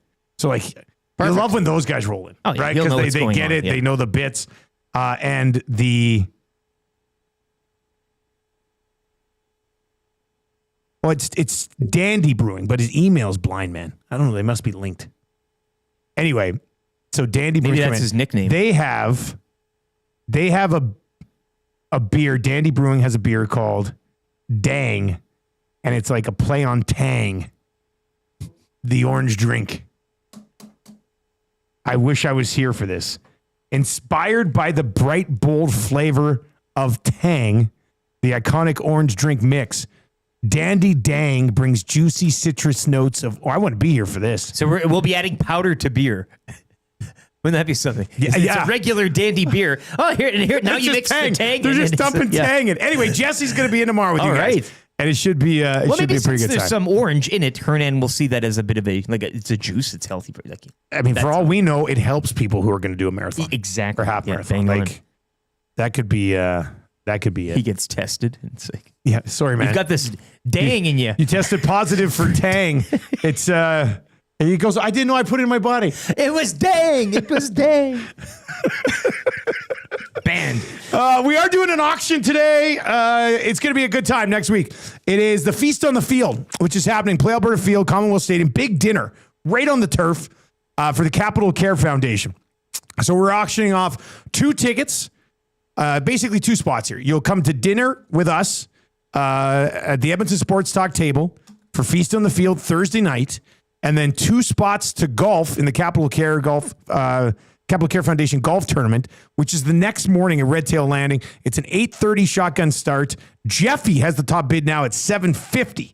So $750 is the top bid right now. If you'd like to come over the top on that, you can text us at 780-218-9999. 780-218-9999. Nacho Man, Jay knows it's your move. Top bid right now is $750, and you'll be with us at the Edmonton Sports Talk table for the dinner, and then you'll golf with me the next morning. Red Tail Landing, 8:30 shotgun start. Edmonton Sports Talk will be live all day, 6 to 6 from the Capital Care golf tournament at Red Tail. Should be a pretty good time. Another opportunity to get out there and golf with us. They do have some foursomes, I think, still available, so you can visit that. Go to EdmontonSportsTalk.com, click on Capital Care Golf, and more details on that. But if you'd like to submit a bid for this, all the proceeds going to the Capital Care Foundation. Jay Knows doesn't wait. 800 back in. Coming to play. All right, so Jay Knows, 800 top bid. And I hope he brings Stupid Al. But if he brings Stupid Al, I'm going to charge you $200 more. Got to complete the set. Disclaimer. All right, let's get to your Play Alberta early bird bet of the day. And look, lots of good talk about the NFL, but we are a CFL show. And we are excited. The season, week 11 begins tonight. And here's what we got for the early bird bet today. And we've got two other CFL bets on our EST specials page over at Play Alberta. If you haven't used the August code yet, EST Sports, deposit $20, get a $50 free bet with the EST Sports code. Play Alberta has actually updated their website a little bit. So when you click on EST specials, make sure you click on outrights, and that's where you'll see our bets.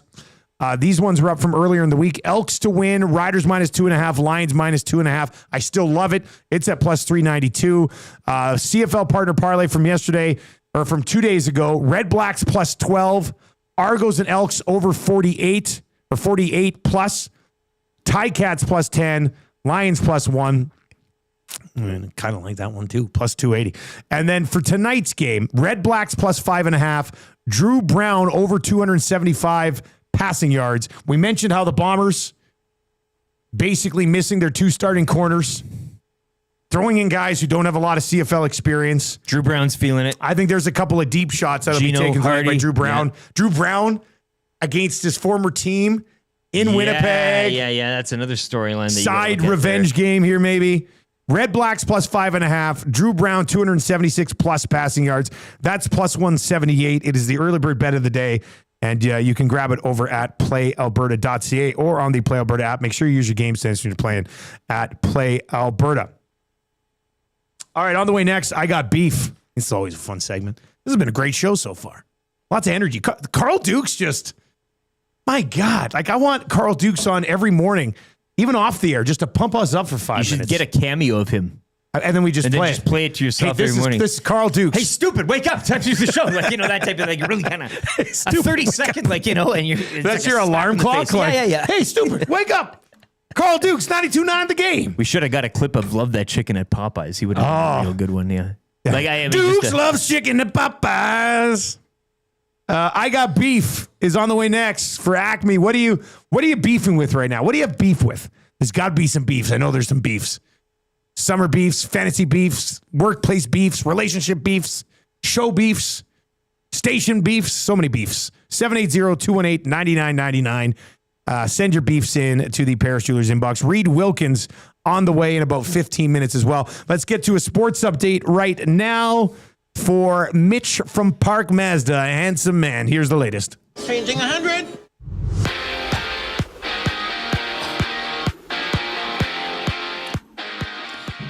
Jays drop under the Cubs 4-1 last night. Max Scherzer will get the call later this afternoon in the rubber match. First pitch 107. Red Sox also losing last night as the Jays remain 4.5 up on Boston for tops in the AL East. George Springer, meanwhile, good news on that front. He's been cleared to return to game action following his concussion that he suffered 2 weeks back. He'll begin his rehab assignment with Buffalo later today.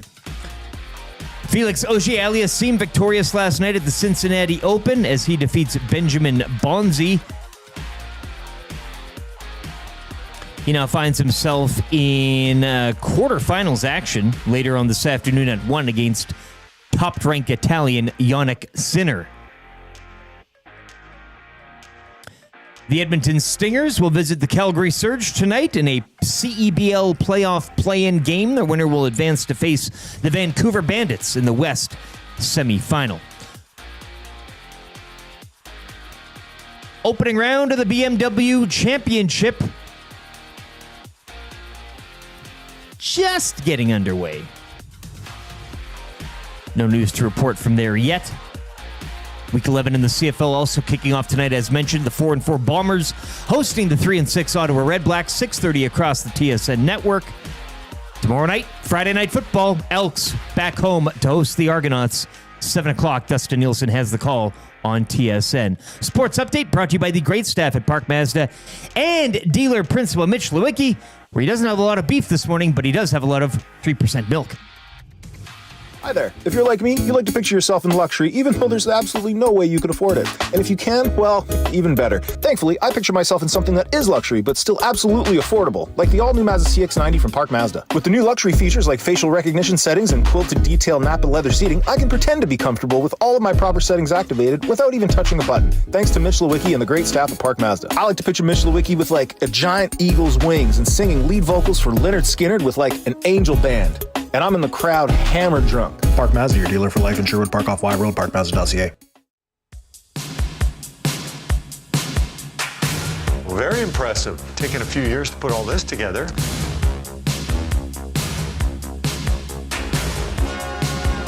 It's not a one-year quest because it's so hard to get your hands on.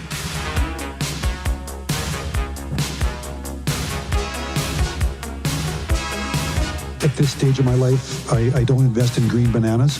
It's a lifetime quest. Just not sure if I'm going to be around long enough to see them ripen to be yellow.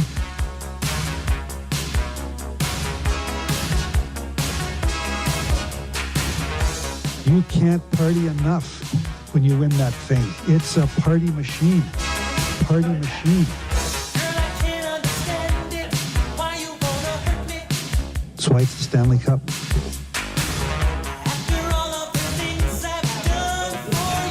It's hard. It's hard.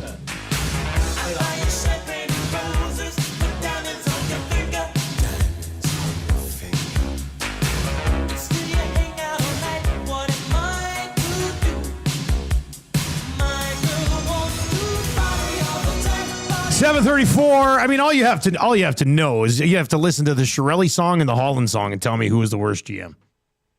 Oh, well, done and done. We never finished the Holland song, much like he never finished what he set up to do in this market. Yeah, that is true. Unfinished. All right, you can text us anytime, 780-218-9999. That gets you to the Paris Jewelers inbox. Buy now, do not pay for 1 year at PJ's. And we're coming at you from the Popeyes Louisiana Kitchen Studio this morning, where the chicken dippers are now out, and you can dip them in the brand new Popeyes signature sauce. Delicious. All right, we've got a few beefs rolling in. What's this one over here? X-Ray J's got a beef in there. Jen's got a beef. Jen says, I have beef with express shipping. I paid for something to be here today. I paid double for shipping. Now it's delayed to the 23rd. Well, they're going to be hearing it from me. Well, and that's the concern I have is, like, do you get a refund because it didn't come on time? They don't care. They can hear it all from you. They want. They're not good. Nobody cares anymore. There's no customer service. Remember the days? You'd go to you get a business transaction. You wouldn't be impressed with it. Well, I demand satisfaction, and you normally get it. Yeah, a restaurant, whatever. Nobody cares anymore. Nobody cares you'll about be satisfaction. Back. You'll pay double. You'll do it for convenience. Is X-rays related to work? I'm just going to take a guess here. X-Ray J. Yes, it is. X-Ray J says, wow. I got beef with more rained out work than pipelining. Welders informed of no work, late start, but inspection expected. Show up, get only 50 minutes back to the house. He's very frustrated. All been there. We're gonna share our beefs with you as well. T-Mac is in and says, I have beef with doesn't sign text guy for missing a rugby game to go on a stag for a guy who's not even his friend. Ouch. Can't believe you would do that. That must be why he doesn't sign his texts. Trying to hide smooth move anonymity. Doesn't sign text guy. Barry texts in to the Paris Jewelers inbox this morning. Says, I got beef with my body. It's my anniversary this weekend. My wife wants to golf twice, once Friday, once on Saturday. But I also have my work golf tournament on Sunday. I can't golf 3 days in a row. So I'm going once with my wife, and we're also going to go see a movie. Stupid body. Stupid body. You got to read that in the stupid bike. Stupid bike. Stupid body. Get out of here, you stupid body.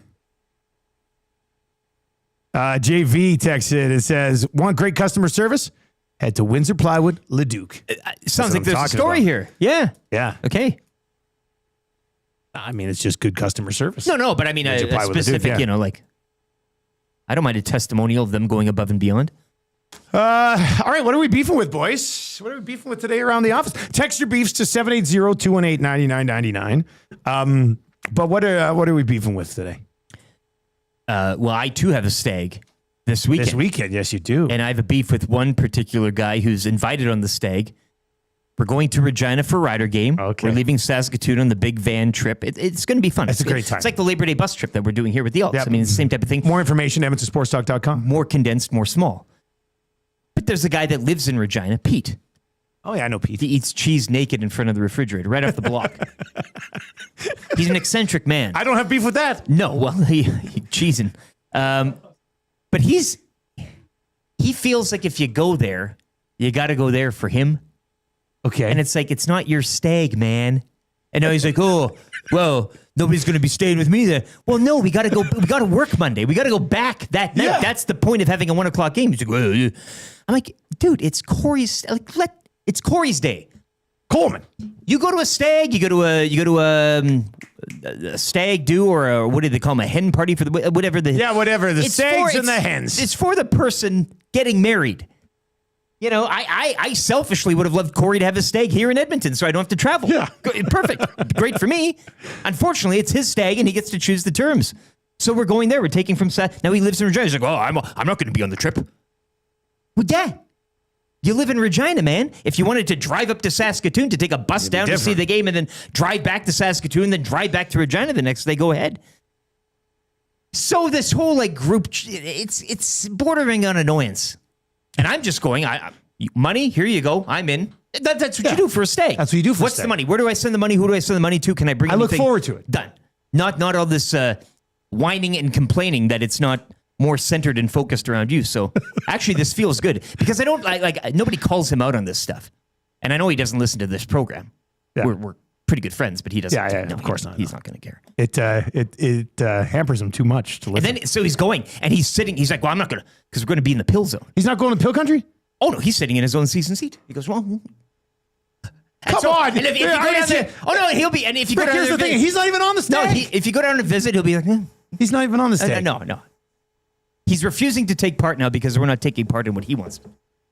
And what a, it's what a baby. What a baby. You know, Pete, I don't like him. He's yeah. What a good baby. guy. Oh. Doesn't necessarily sound like a good guy right now. He can be a fun guy. Yeah. What's your beef, Trev? Yeah, that's fun. Aside from eating cheese naked, yeah, I got beef with him. EA, they dropped the NHL 26 trailer yesterday. They did. And I just have beef with it. I don't like it at all. You have a whole year to come up with, to brainstorm, to listen to the people that play the game and deal with all the issues that this game continues to have. And from the looks of it, it doesn't look like they addressed any of those. It's annoying. It just bothers me a lot. I love Chell. And I've got beef with it. I think it's a terrible trailer. It looks like a bad game, and I'm going to play it. I'm going to buy it.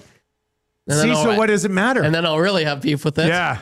But I don't know. You were really complaining about it yesterday around here. You were not. The players, the players look like it just terrible animations, which just blows my mind. We're 2026, and it doesn't look like they've improved at all since 2014. I've seen some animations where it's look, they're still doing the exact same stuff as 2014. Yeah. Which is ridiculous. What are they doing? You have a whole year to address these. And it looks terrible. So yeah, I don't know. I've got beef with that. And then multiple beefs. And then just quick, they discontinued this craft dinner that I like. And oh man, which one? That sucks. They'll never be back. Spicy craft dinner. That sucks. It's my favorite one. I like it way more than the original. original. Just add a little bit of spice to regular? No, I don't know what they do. But they have a the secret. sauce is creamy. It's not like that sharp cheddar you get. And I can't find it anywhere. And I've been really annoyed. I'm always afraid that's going to happen to pizza subs at 7-Eleven. Something. Like, I know I'm going to walk in there one day and they're going to be like, we don't have them anymore. That's a moneymaker. And I'm going to rage. Like, I will rage out. You should write them a letter, like a hand, and be like, KD? it's unfortunate you took this off the shelves, though, but could I get the recipe? the spice? Something. Or yeah. Like, what is I the... should. Because if should they're do not that. selling it anymore, you can... Because then I'll start it. YTT. Why let it go to waste? Yeah. No, I agree. Get to my beef in a second. This is what I see over in Big Maple says, big time beef. Is the Estes on September 8th? If so, that's my anniversary. And my wife already thinks we're a bunch of losers. So I really need to want it to start syncing up with my calendar before planning. Big Maple, you don't have to worry, man, because the Estes aren't on September 8th. So you're cleared. It better not be. Why? What's on September 8th? Well, I just have prior... no, the Estes are September 16th. Yeah. Okay. Tuesday, September 16th for the Estes at Garneau Theater. Well, I'll give you, everybody will get details on how you can get tickets in the near future. But save the date, Tuesday, September 16th for the Edmonton Sports Talk Award Show at Garneau Theater. We like to call it the Estes. Here's my beef. My beef is with my schedule right now. I'm busy. I have lots of things to do. And many of these are meetings, either here at the office or on Zoom, and I'm doing them in my office right now with that folding table, but I want to be doing them on a larger desk, but because of the meetings that I have on the folding table, I don't have time to go find a larger desk. So, it's like this, the head of the snake is eating its tail and you can't find a way out. And then I was looking on Facebook Marketplace yesterday for some desks and I found some. I've never really used Facebook Marketplace. My wife uses it all the time. I always say, people seem very rude on there. They're like, don't ask if it's still available. Well, how do I know if I can purchase it then? Like, really scaring me. So, I got beef with those people because they're intimidating me. And then I don't know if I need to, so has anybody ever got anything on Wayfair? I found a pretty nice desk at 50% off on Wayfair yesterday, but I've never used Wayfair. I don't know how it works. I'm kind of scared of it. So I don't know. I don't know what to do. But my beef is, I need a desk to help with the schedule, but the schedule doesn't allow me to get a desk. And it's really frustrating me right now. That is bad. Very much frustrating me. It's Tammy could find you one on Facebook. She's a shark on there, isn't she, though? Yeah, no, she's very good at Facebook Marketplace. Yeah. Selling or buying. Then I got to go pick it up. I got to bring it up here. You can say, deliver it to me.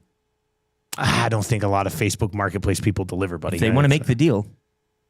Actually, I did see one person on this. Throw in a fourth round pick. They would deliver for an extra $30. I was like, well, it might be worth it. I don't want to have to drive all the way to far side of the city or Sherwood Park or something. Our next guest might have a desk for you.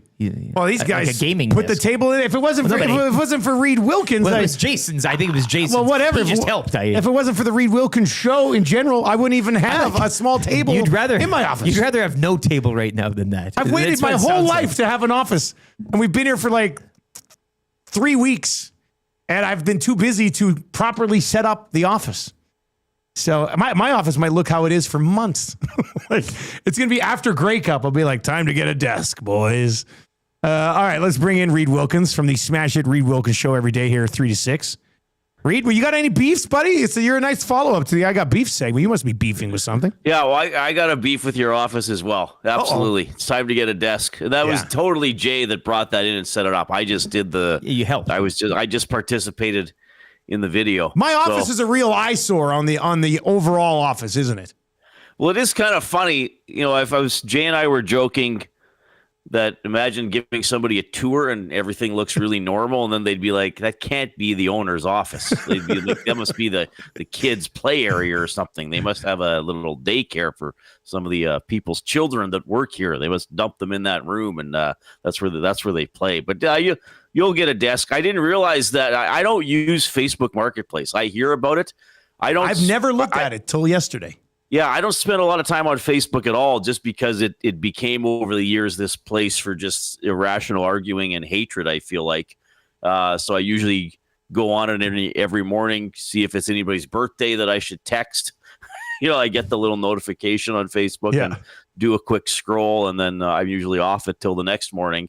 But yeah, I didn't realize people would be belligerent, like selling this. Don't ask me if it's available. I guess maybe they're saying maybe they mean once it's not available, I'll take the post down. So if the post is up, it's available. Maybe that's what they mean. I guess. But I think last night I saw a desk that I kind of thought looked nice and it was a reasonable price, but it did look pretty big. So I messaged the person and I said, listen, I don't want to waste your time.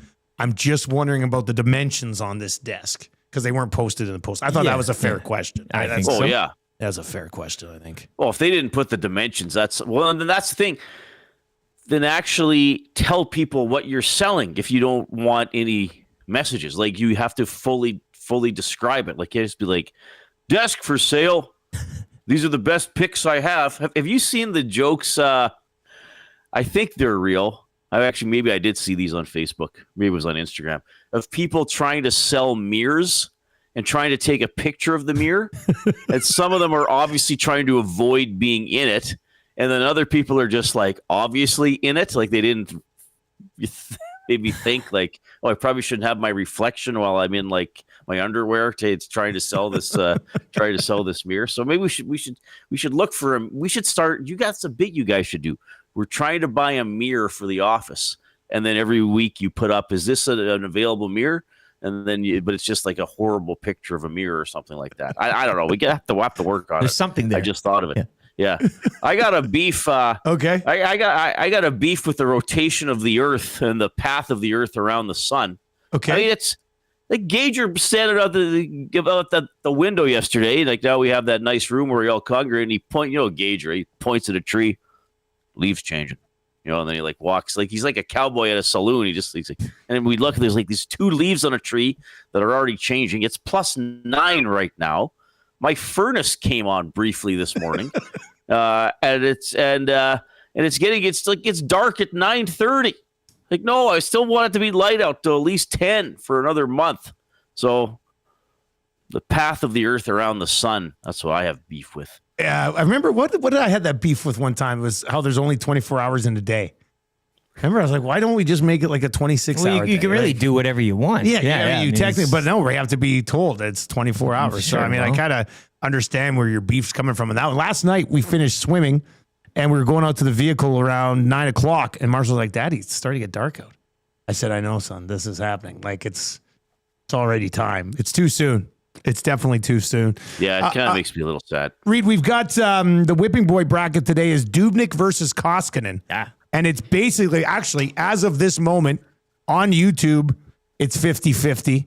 And on Twitter, it's 50-50. This is going to be a tight one. So it's 50-50 on both platforms right now. Who do you think was the more criticized of the two? I voted for Koskinen. Okay. Because I think it was almost nonstop with him. He was signed, and I think at that point, Chiarelli's reputation was starting to decline.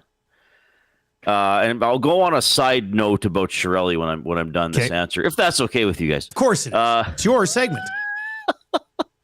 But yeah, Koskinen, and he was so up and down. I mean, I'm going to say the same thing about Koskinen that I've been saying about Skinner. There was nothing wrong with Koskinen's high end. I mean, he would have 7, 8, 9 game stretches where he'd be, 9-18 and would go, 5-1-1 or something like that and be really good. And then for 3 or 4 games, it would look like, how is this guy even in the NHL? I mean, I think the most infamous example is the game late in the 56 game season when he started again. Remember they played the Canucks 3 or 4 games in a row at the end of that year, and he played one of them and he allowed 4 goals on 4 shots. 4 shots, yeah. Yeah, and I remember starting the face-off show saying something like, What's Gretzky's old saying? You score on 100% of the shots you take? Something like that. It's one of the few times I made Bob laugh audibly because he was still listening. It's usually, but if you want to, by the way, another side note, if you want to meet a guy that does not get my sense of humor, that'd be Bob. But anyway, but he just got, I think, bundled into another Chiarelli blunder, and then of course he got the contract extension. And Chiarelli was fired. I think it was within a week. It might have been 3 or 4 days after that. And that was that whole Why did they give him the extension? Did Nicholson actually do it or okay it? Like if they were going to fire Chiarelli anyway, but there were times he was a decent goaltender, but he never really grabbed it, and there were nights he just didn't look comfortable. I remember I can tell the story now, and I think I've told it before. At one of the golf tournaments, which usually happen in September, where the Oilers invite the media, it's named the Barry Cates tournament after Daryl Cates' father.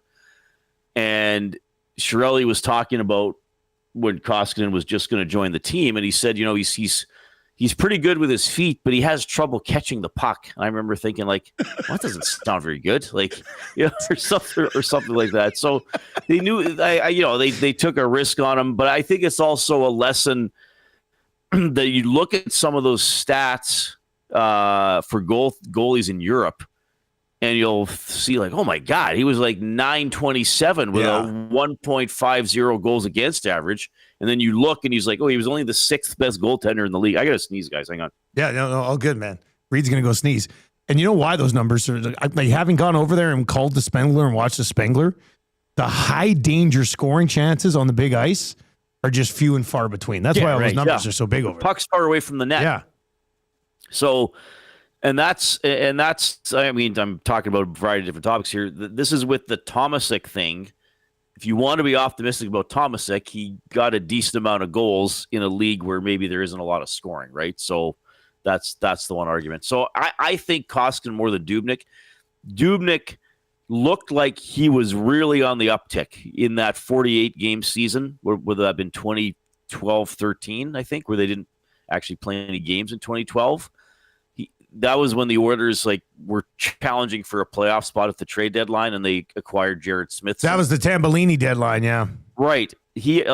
From what I remember, Dubnyk had some really good games that year, and then Aikens came in, and Dubnyk just cratered, and then he got traded. So I don't feel like the time that Dubnyk struggled was that long, whereas Koskinen was year after year, and it was all bundled into the Chiarelli stuff.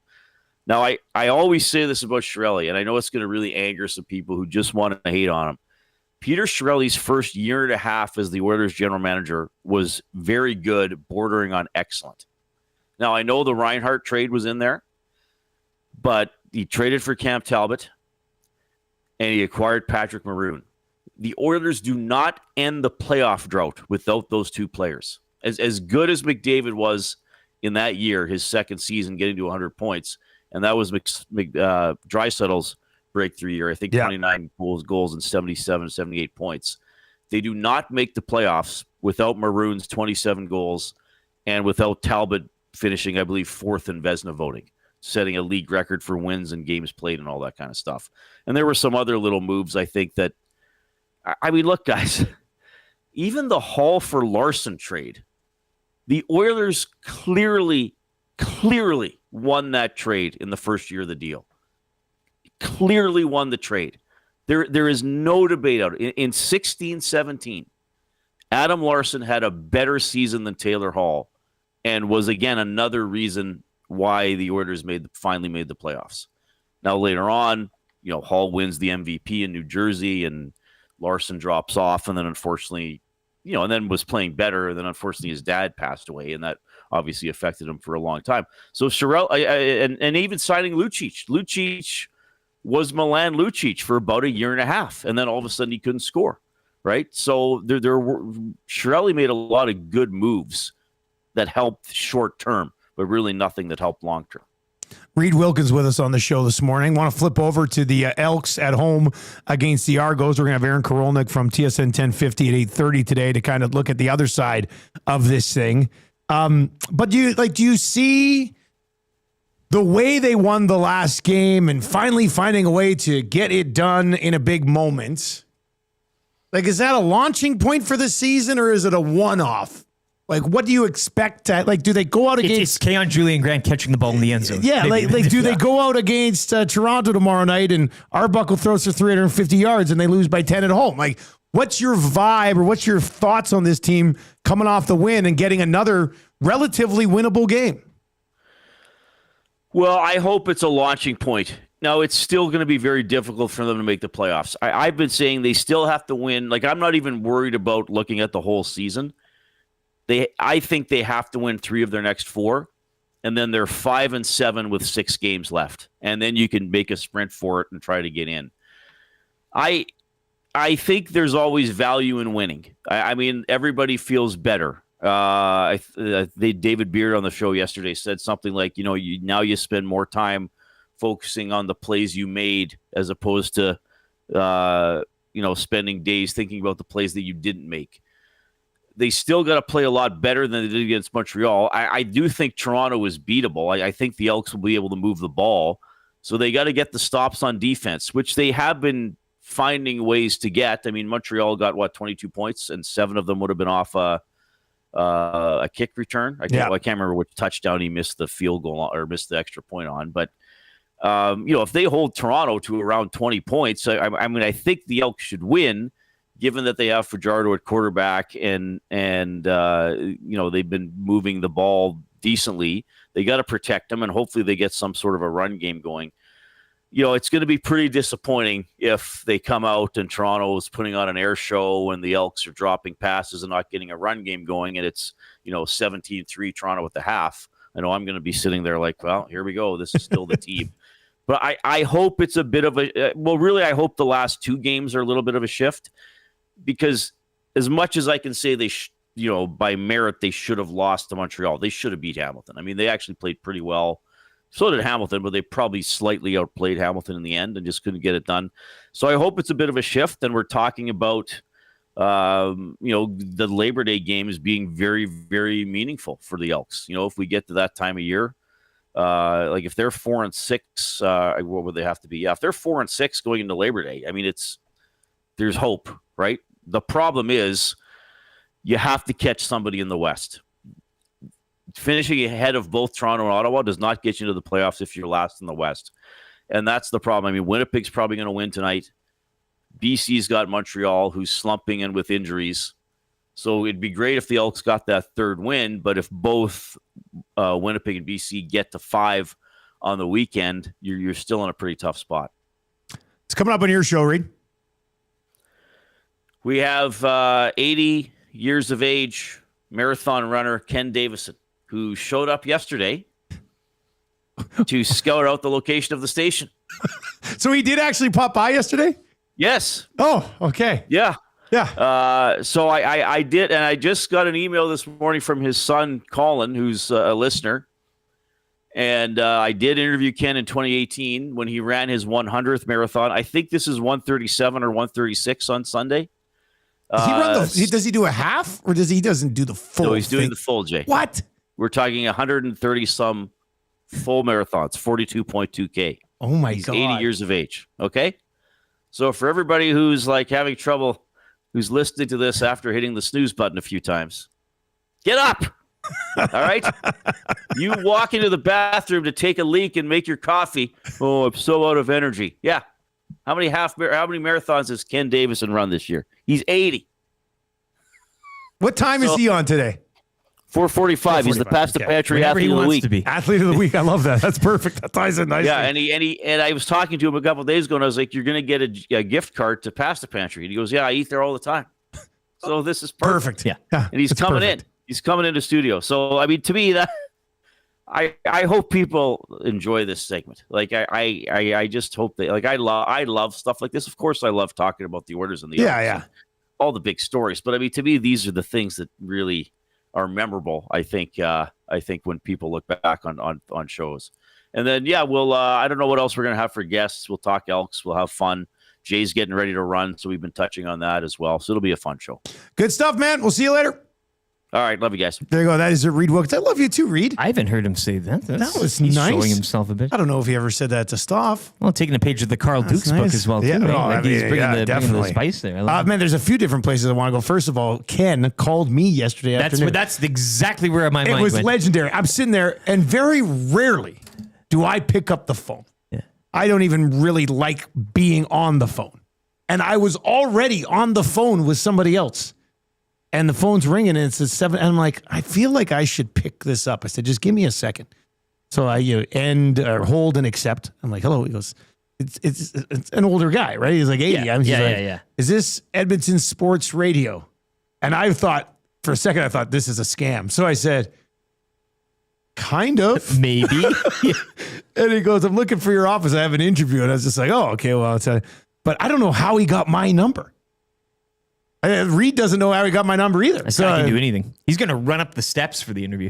I got to be gone. I can't be around today when this guy rolls in. He's 80. He's running a marathon. And Mandelbaum. Yeah, Like that's what it is.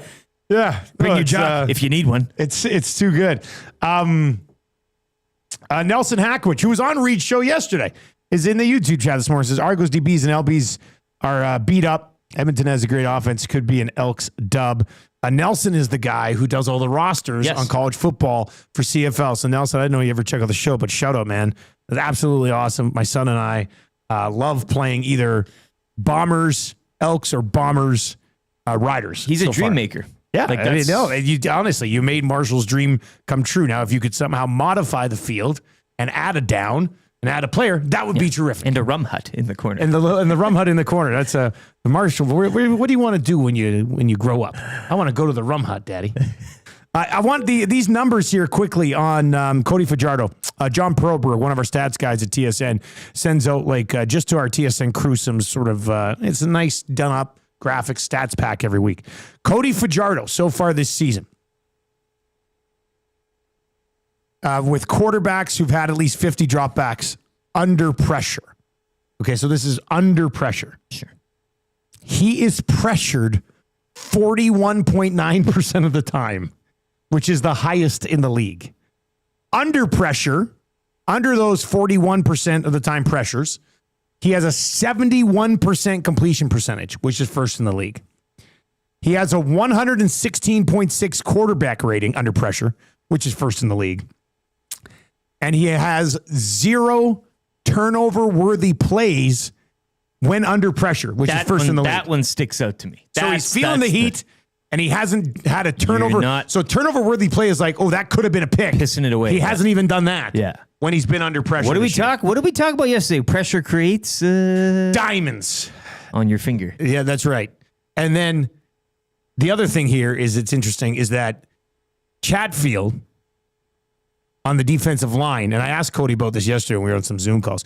Chatfield on the defensive line is tied for the most quarterback pressures in the league so far this year. Yeah. So Chatfield is going to be pressuring Cody.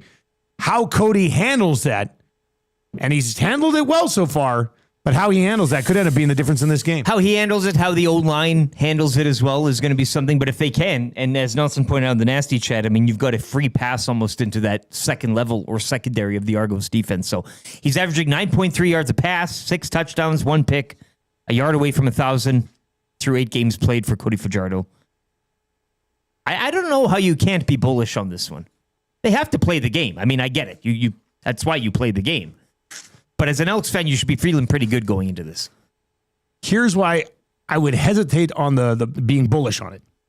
Is because over the last few years we've been bullish on games, and they've left everybody Commonwealth Sometimes you can draw from history, and it's one of those things. But this is different crew. It's a different guy. crew. Yeah, no, that's like you can't. It'd be tough. And I know we were sometimes bullish with Cornelius. I mean, not a lot, but I like. But it depends on the opposition they were playing too, and you were kind of.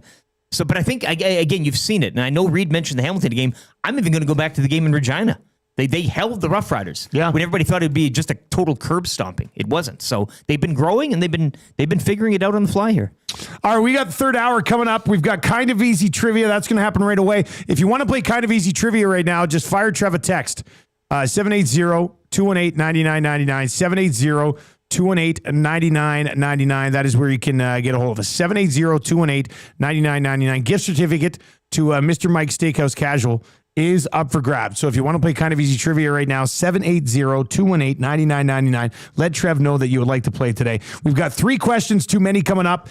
We've got 2 questions. We need a third question. So if you have a third question, sports related, non-sports related, have some fun with it. Get creative. Submit a question.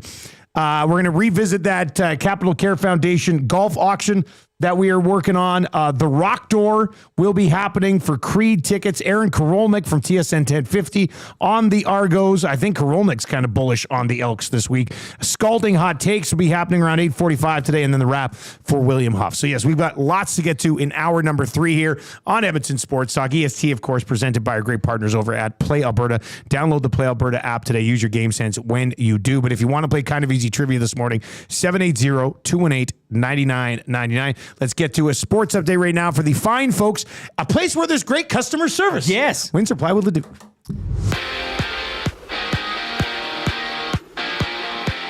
Some Oilers goaltending news this morning of a now former Oilers goaltender, as Olivier Rodrigue is heading overseas to continue his career in the KHL as he signed with HC Barras. Almost something I would care about.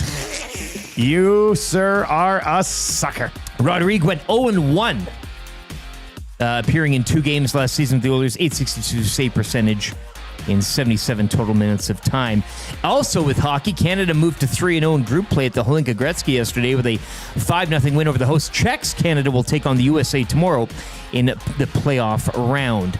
Jays falling to the Cubs last night 4-1. The rubber match of that series goes this afternoon at 1:07. Max Scherzer will get the start. George Springer, meanwhile, returning to play. He's been cleared to return to game action following the concussion he suffered 2 weeks ago. He'll start his rehab assignment with Buffalo later today. Felix Auger-Aliassime into the quarterfinals of the Cincinnati Open as he would defeat Benjamin Bonzi yesterday. Straight sets victory for him. Doesn't get any easier for Auger-Aliassime as he's up against number 1 ranked Italian Yannick Sinner. Quarterfinals action goes this afternoon at 1. The Edmonton Stingers are in playoff play-in action tonight down in Calgary against the Surge. The winner advances to face Vancouver in the West semifinals. BMW Championship opening round action is underway. Currently through 3 at 2 under is Michael Kim. He is alone at the top. Taylor Pendrith finds himself in a tie for second, even through 1. And Week 11 in the Canadian Football League tonight, kicking off from Winnipeg, the 4-4 Bombers and the 3-6 Redblacks, 6:30 across the TSN network. Sports Update is brought to you by Windsor Plywood Leduc. Locally owned and operated, serving Leduc and the surrounding area since 1993. Doors, flooring, baseboards, and of course, plywood. Go see the knowledgeable staff and friendly staff and accommodating staff at Windsor Plywood Leduc.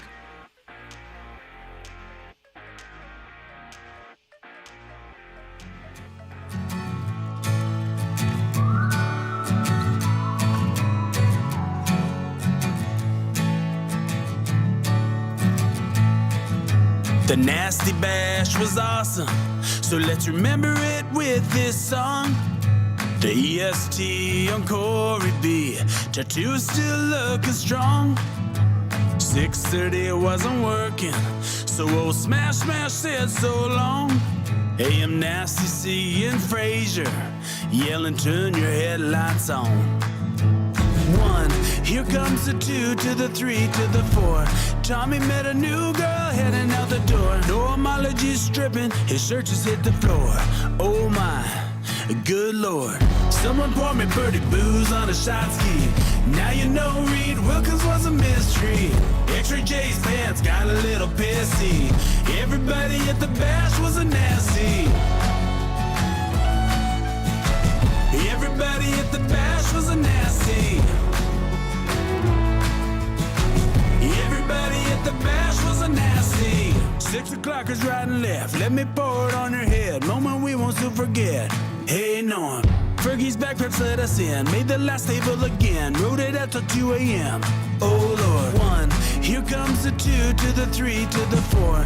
Tommy met a new girl heading out the door. Normology's stripping, his shirt just hit the floor. Oh my, good lord. Someone poured me birdie booze on a shot ski. Now you know Reid Wilkins was a mystery. X-ray J's pants got a little pissy. Everybody at the bash was a nasty. Everybody at the bash was a nasty. Everybody at the bash was a nasty. 8:11 on the Nielson Show. Thank you very much for being here today. We appreciate it. You can text us anytime. Paris Jewelers inbox 780-218-9999, 780-218-9999. And we're coming at you from the Popeyes Louisiana Kitchen studios today. Chicken dippers now available with that brand new Popeyes signature sauce. If you're watching over on YouTube today, hammer the thumbs up for us. You can text us anytime as well. And we'll get to a few of those as we work our way through the show today. This Koskinen and Dubnyk whipping boy bracket thing is insane. This is tight. Koskinen leads 51-49 on YouTube. And it is a 50-50 split on Twitter right now. Well, Koskinen 50.1 to Dubnyk's 49.9. Yeah, I know. This is going to be insane. You're going to have to count the ballots individually afterwards. I guess, yeah. I mean, that's what's going to happen. We're going to have to empty the drums. Oh, no. Polyev's going to want in on a reballot. Did I just make a political joke? Careful now. I don't think I've ever done that before. I don't even know if that takes hot. I don't even know if it was a correct one. It doesn't really. I don't even know. Yeah, I'm not even sure. All right, so we do have a charity auction that we got on the go today. It's a nice little Thursday night, Friday morning. 2 tickets to Feast on the Field. That's happening Thursday, August 21st for the Capital Care Foundation.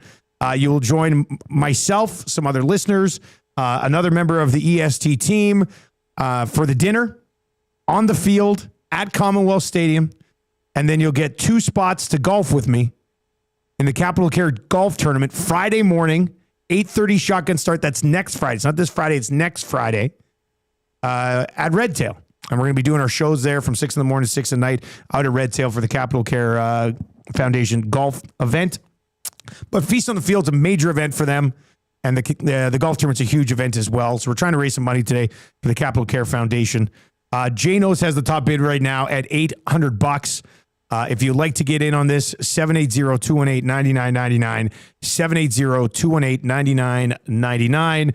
And let's raise some money for a good foundation. Let's have a good time with the dinner on Thursday night. Gazdik's going to be in town for the dinner, and we're going to have him some point on the shows, either Thursday or Friday in person, which will be a lot of fun as well. I haven't seen Gaz in a little while. And then the golf will be a good time on Friday as well. And it'll be wrapped up by 2:30, 3 o'clock.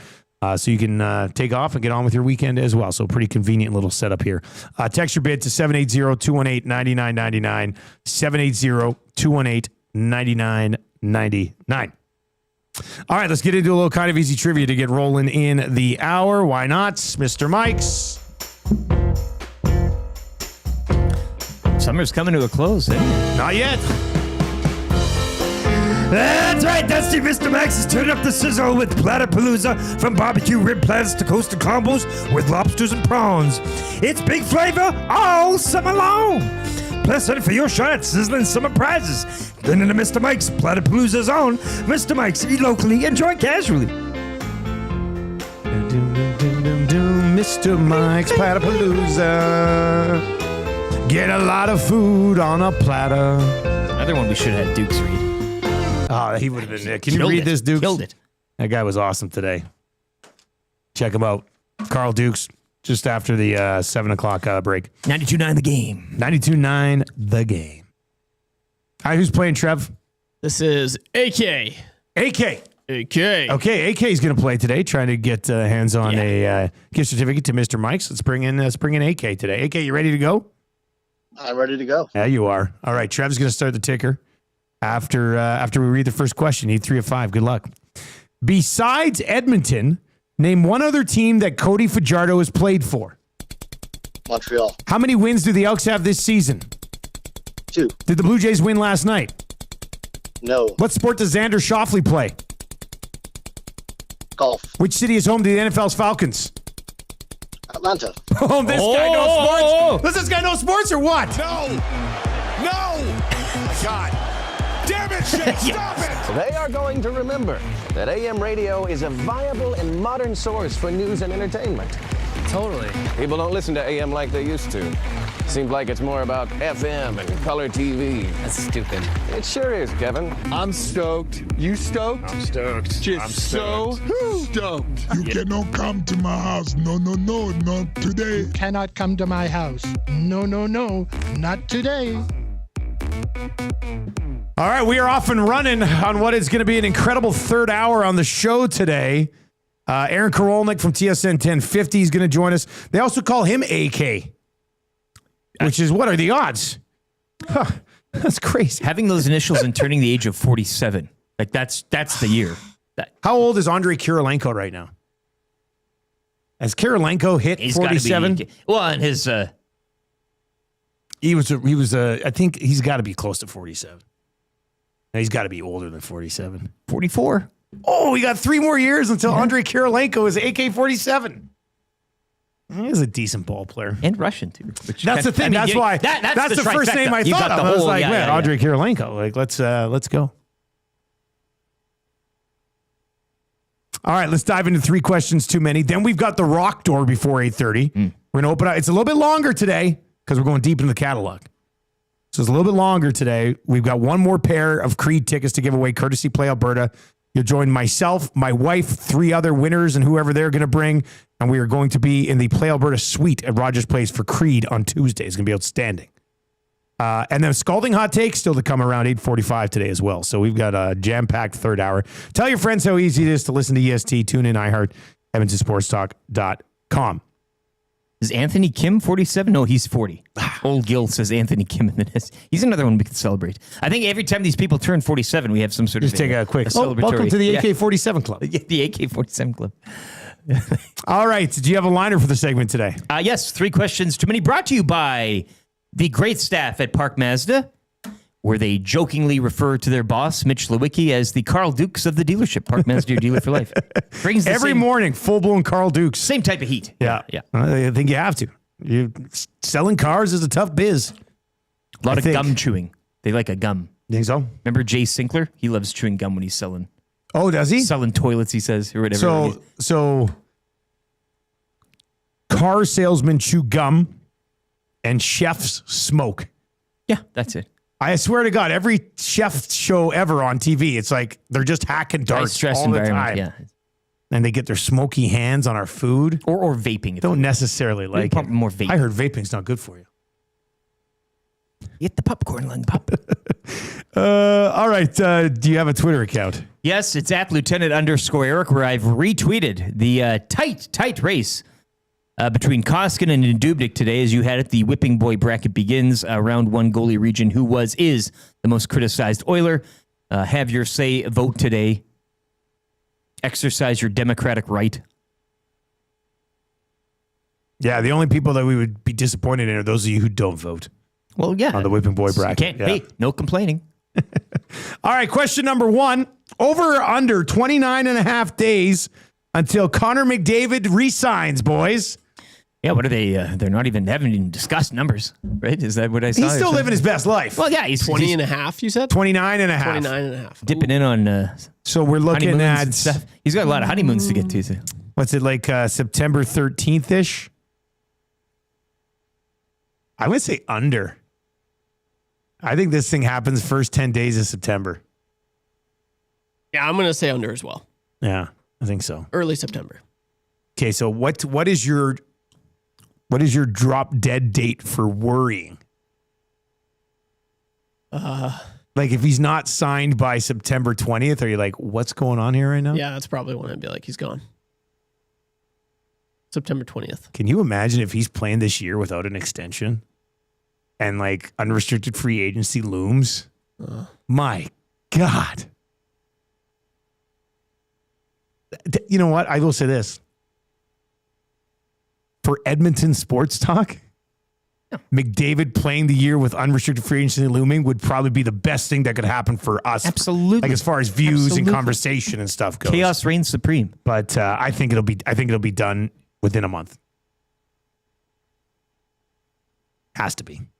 I'll take the over just to make it interesting. What? Well, you're worried about it? What's wrong with you, man? Just for the purpose of this.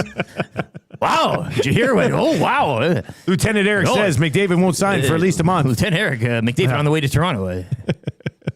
All right, question number 2. Guys, in honor of Taylor Swift being on Kelsey's podcast, if you two could have one celebrity sitting in between you right now, who would it be? Well, recency bias, Carl Dukes. Imagine him in studio. Oh, God. You think that I think after like 40 minutes, I'd be like, hey, man, we'll let you go. We have pretty high energy levels in the morning, but well, yeah, I don't know. Be a little much, hey? Now, when Tone we it had down him a on, bit. it was after 9 a.m. out east. Yeah, that's true. Right, He's already got a couple of activations in it. One celebrity sitting in between us right now. Anybody? Sean Austin. Trev, who would you like to see sitting right here right now? Anybody in the world. Recency bias, but Shane Gillis. Oh, yeah, that would be fun. He's just, oh man, whatever he says, how he says it. He got that nervous demeanor, that posture. I like how he holds the mic. He'll make like this, and then like brings it back in. He likes to hold the mic, and he's always fixing his shirt. I think he's hilarious. Have you watched Beautiful Dogs yet? Oh yeah, I watched it. Oh, okay. I watched it at the hotel in Calgary a couple of weeks ago. Okay. And I like comedy, but I don't have too much time where I'm just going to sit there and watch something for like an hour. But I watched that bad boy from start to finish. Now, I'd already seen a few of the bits pop up on social media, but I find that guy. He's all time. I find that guy hilarious. So that is a good answer. I mean, Shane Gillis. He's a funny guy. That'd be a terrific answer. No, Shane Gillis might be the best answer. I was going to say even above Sean Austin. Hey, just above Sean Austin, narrowly beating him out. I would think reasonable target. I would love to have Huss sitting in between us right now. Like fly him out for a couple days. He can do his show from here. Trev was here when we had Wyshynski in, and that was awesome. That was cool. The whole reveal. Yeah, he was taller than we all thought. Yeah, man. Like he's got some. But he's still not very tall. Remember, we confirmed that. No, but you thought he was kind of a pint-sized guy. But he's considered tall. Yes. And he's kind of built too. He's a solid guy. Yeah, he is. Yeah. But that was fun. You're just really tall, Dusty. Oh, I mean, he's tall. If and when Huss does join us, though, we have to do the same type of reveal where he sits with his back to the camera. Yeah, people will definitely know who it is.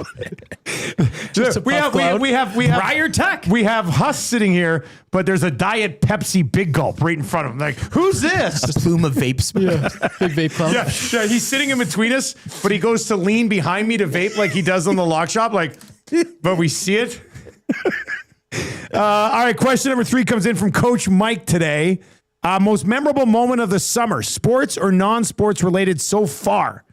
My recency bias says Dodgers and Jays finished to game 3. That's Coach Mike's answer. But what has been the highlight of the summer for you so far? I stained my deck. You did? Yeah. By yourself? Oh, yeah. So it's like painting, right? Well, with some assistance from my neighbor Chris, who's a retired painter, and he gave me some of the. Was that the guy who was drinking the beer with you in the garage? Yeah, he's a great guy. Yeah. Well, that's cool.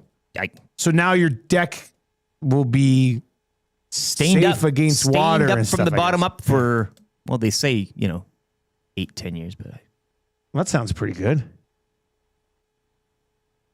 That's all I got. I think mine would have to be dialing it back to the EST Golf Classic. Not just for the tournament, but my family was up. My nieces were here. My sister, my brother-in-law were in. Kind of a big old Nielson family gathering for like 3 to 4 days. Had a huge dart fight in the backyard. Like that was probably the highlight of my summer so far. Yeah. I also did like camping, which I didn't think would make the list, but I enjoyed camping. And you learned a lot about yourself during that camping trip, right? Like yeah, a little bit. Like I don't want to do it more, but the odd time. Like you enjoyed the camping. You didn't have to do much. You sat back and enjoyed yourself. It was good. Yeah, that's how you camp. Next time I'll chip in a little bit more, you know? Maybe. Trev, what's the highlight of your summer so far, buddy? You could say Nasty Bash. I can think of a few things that we can't probably Yeah. So far I can't really. Well, yeah, I'd probably go with the Golf Classic, but I mean it's gonna take the cake next week because my first week off it rained every single day, which was annoying, so I wasn't able to fish. But I just looked at their weather report, 10-day forecast. and it's almost it's like close to 30. For your it's happening. So it's gonna be next Is that week. Corn-a-palooza or whatever it is? The Corn festival? Fest, and I will be going Corn Fest, attending Corn Fest as well, which is gonna be always a fun. Is Hot 30 corn. degrees too hot to catch fishes? No, man, that's Oh, okay. that's the best because you're I in the was wondering. water. You got Yeah. your waders on. But I was worried, like, do the fish go deeper because yes. it's so hot out? The heat. Nah, You can't handle the heat. I mean, I just thought some maybe. people might say that. Nah, I thought I maybe, don't buy but- into that. Okay. They're all gonna right. be hungry. Okay, well, that's good then. All right, let's. Should we do the Rock Door Boys? Yes. Hey, we got Korolnek coming up. We got Scalding Hot Takes still to come. We should probably dive into the Rock Door. Because this is a tough one. This is the final one. This This is the final chance to get tickets to the Play Alberta Suite. Big Boss. Next Tuesday. Creed on a Tuesday. What a time to be alive. We've got 3 winners already. If you know this song, you text it in. We'll do a draw after the show. You will win the final pair of tickets to join me for the Creed Tuesday concert at Rogers Place in the Play Alberta Suite. This is a little bit longer, but this is almost half a second. But the real ones will know. Well, and you're looking for real ones here, right? This isn't just. I love the real I'd like to ones. check this Creed out. Yeah. Give me a break. Let's you want me to bring a bunch of frauds to Creed? Embarrass myself? I don't think so. All right. So how it'll work, Eric will open the Rock Door. I'll play the clip. He'll close the door. Then you'll text in your guess. Yes. To get it correct, you go into the draw. Here we go. Lieutenant Eric, are you ready to go? Yes. Okay. Lieutenant Eric, please open the Rock Door.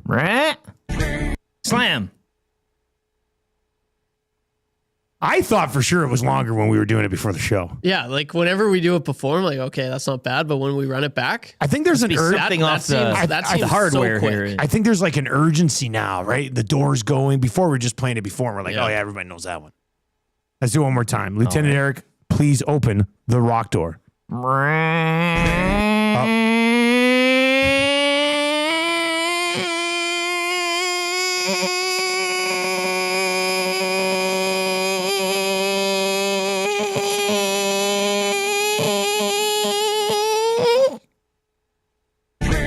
Slam. It had you time to prepare, though. If this is the final one, we got to be a slow reveal, right? Sounds like Creed. It's Creed. I'll tell you right now. It is Creed, right? It is Creed. It is Creed. But what song is it? Dun, dun, dun, dun. As I said earlier, the real ones will know. Well, yeah, there's not much more you can say, or else we, already said Right, that's too it. much. We have to leave. We have to leave it at that. I mean, one guess. You can't be. It's one guess. We can see. This isn't greasy, is it? No, it's not. Not at all. Hey, did you listen to the show? Did you know the show? One more time, quickly. Let's open the Rock Door. Slam. Shmee. Oh, I told you the real one would know. Does spelling matter? It doesn't matter. The Okay. spelling doesn't matter on this one. Spelling doesn't matter on this one. People are going to hate me. But nobody, like, people are all over the place. They're all over the shop. Nobody's. It's all over the place. They're guessing ones that have already been done. To be honest with you, it's a little disappointing. You haven't been paying attention all week. All right. One more. I'll just play it this time. Let's.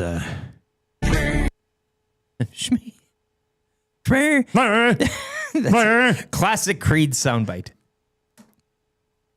All right, coming up, we're going to take a closer look at the opposition at Commonwealth tomorrow night.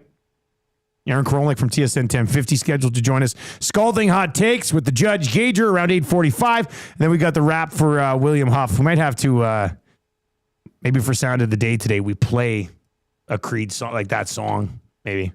It'd be a nice way to cap it all off. I think so.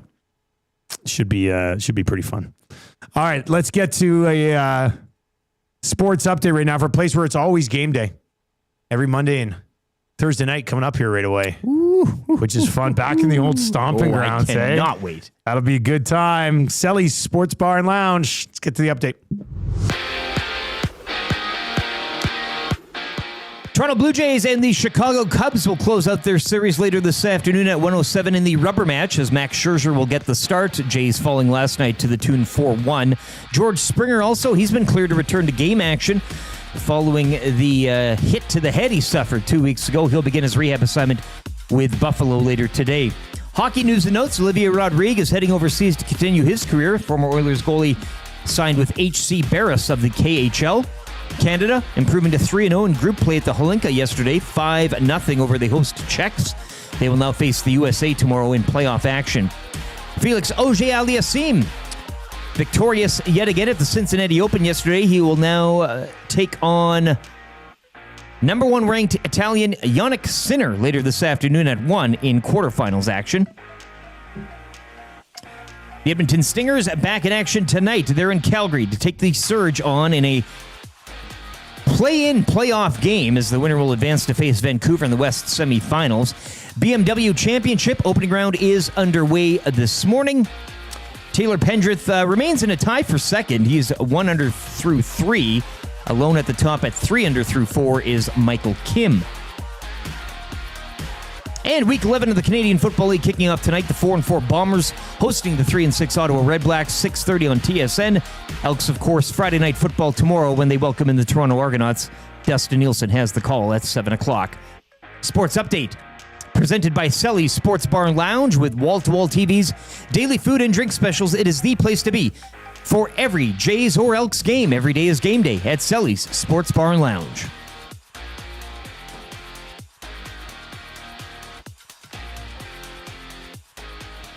I can remember back being an 11-year-old kid, about 75 pounds on the basketball court against the neighborhood bully, kicking his behind left, right, and center. I call you when I need you, my heart's on fire. When it was all said and done, he was a little upset, so he punched me in the mouth. You come to me, wild and wild. My uncles were over on the side, observing, talking amongst themselves, adult things. When you come to me, when he punched me in my mouth, I decided I'm running to my uncle. And you know what he did? He pushed me back to him. I went back and he punched me in my mouth again. I ran to my uncle, looking for protection. Needed Big Brother to protect me.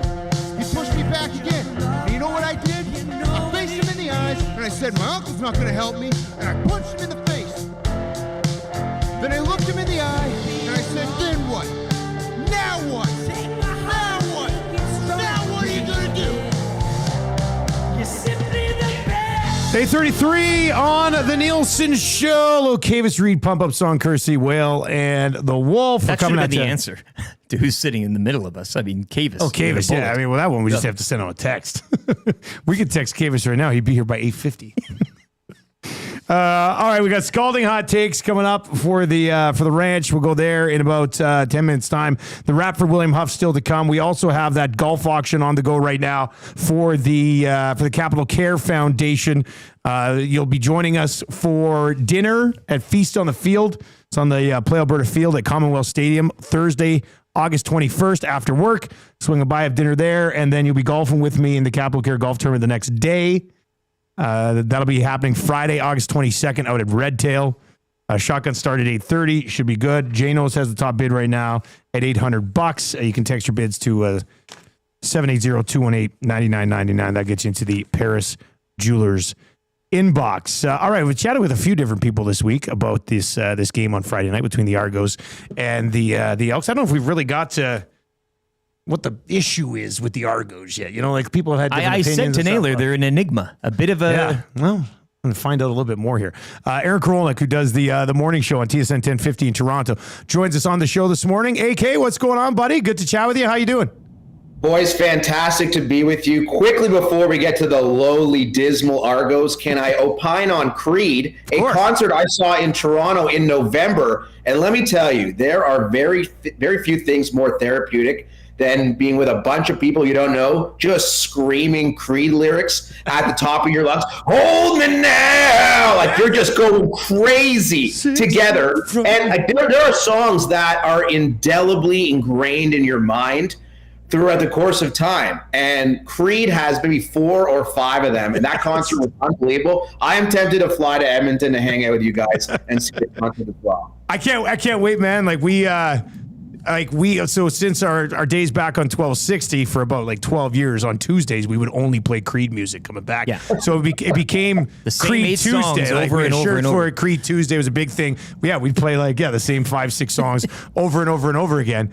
And then when they announced on a Tuesday that Creed was going to be playing here, and they're playing here on a Tuesday. So it's just, it's perfect. It's perfect. It's meant to be. It's meant to be. I am sure there's a lot more excitement about Creed than Elks Argonauts in the city of Edmonton. I'm just assuming that's the case.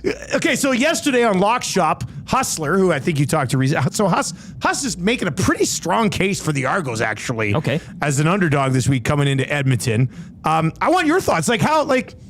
Are the Argos just a team that are 1 or 2 plays away from having a couple more wins, or is there a bigger issue here with Toronto right now? Oh, I think there's a lot of issues with the Toronto Argonauts. And you just look at the commentary from Coach Ryan Dinwiddie of late, man. called the team pretenders in his most recent media availability following that dreadful loss to the Ottawa Redblacks, a game I was at. Couldn't believe the Argos pissed that one away. But it's been very much in line with how this team has been all season long. They're making the poor decisions, the big mistakes at the wrong time. But it just goes back to a very consistent theme all season with the Argonauts.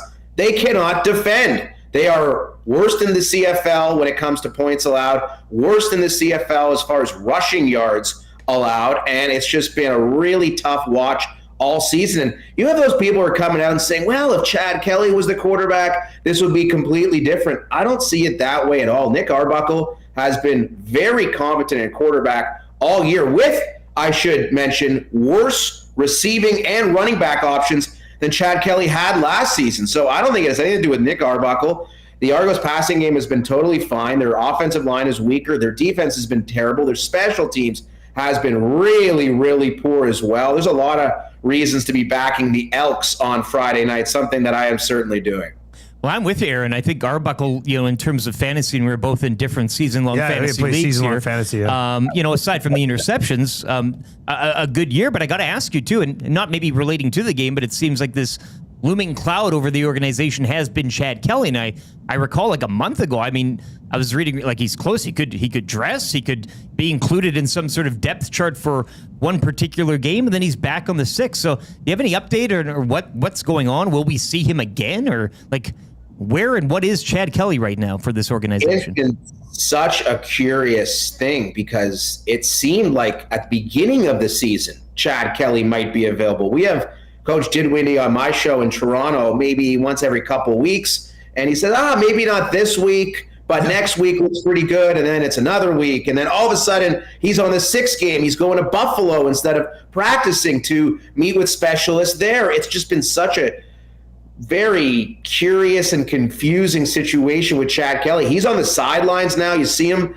patrolling, walking up and down, helping Arbuckle with certain things and talking to Dinwiddie, but he's just not been available. And if the Argos season is trending in the direction that it seems to be trending in, I see no reason why you bring Chad Kelly back coming off a very serious leg injury for a team that's 2-9, 2-10 by the time his 6-game stint is over. It has been very, very odd, the Argos handling of this situation, their transparency or lack thereof regarding one of the best players in the Canadian Football League, certainly their best player. It's been a weird one, man, and I have no expectations for Kelly this season at all. And frankly, I'm not sure it matters for the Argonauts whether he's in or he's out, simply because of everything that is surrounding this football team elsewhere. This team you mentioned, with Arbuckle, they're slinging it through the air, but they don't really run the ball at all, do they? Well, the running game, that was arguably one of the biggest mistakes that this management group has made with the Argos. Kadeem Carey was great for the Argos last year, really, really solid. And they're looking at it this offseason like, we have Mayan Williams, we have Deontay McMahon, we'll be just fine. And that has not been the case. They are getting very little push from their running game, which, of course, is in large part due to their offensive line, which has been compromised as well. Not sure if you guys are aware, but one of the Argos' top offensive linemen, Ryan Hunter, was actually hit by a car while riding a scooter in the city of Toronto, which is not actually that uncommon considering the lunatics that drive around this city on the day-to-day. You got to be careful out there on the streets of Toronto. So that's obviously a big part of it. If you miss key cogs of your offensive line, your running game will suffer. But you lose Kadeem Carey, who you let walk, and you lose Mackay Polk, who was arguably the best receiver in the CFL in the second half of last season.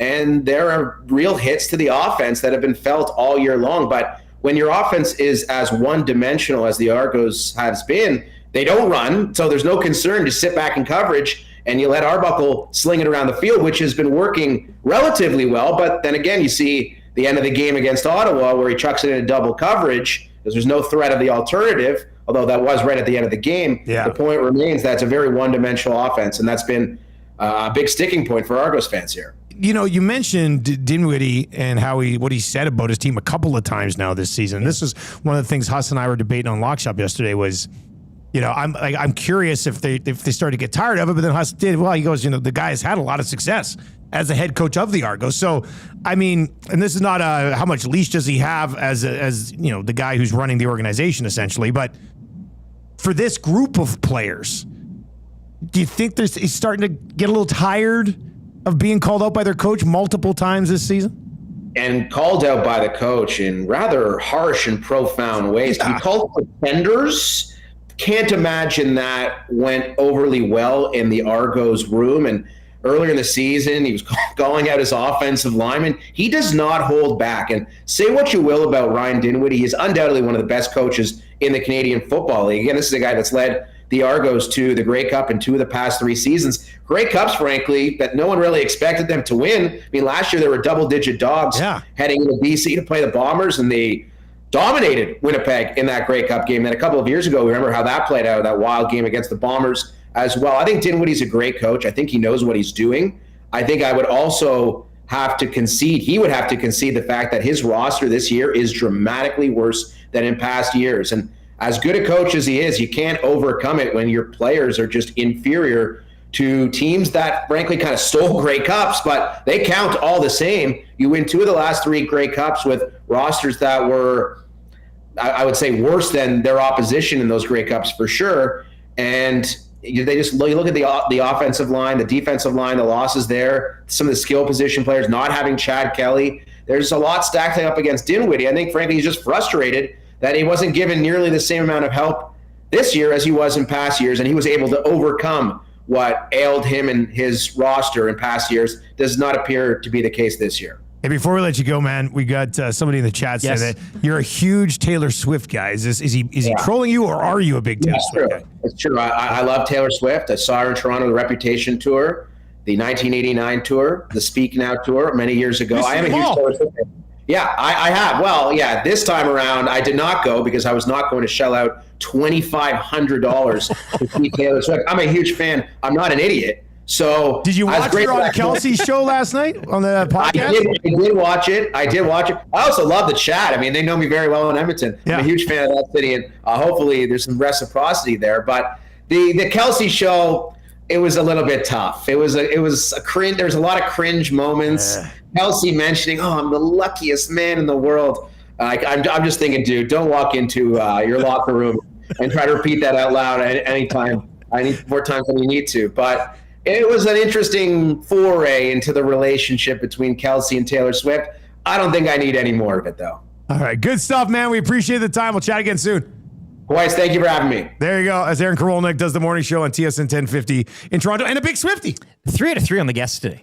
I mean, Reid brought the energy there. Duke set it off, and AK here was. It's almost like we're surprised we had an awesome show today. We're like, this has been a hell of a show. Booked this show. Yeah, this is really good stuff. Really good stuff.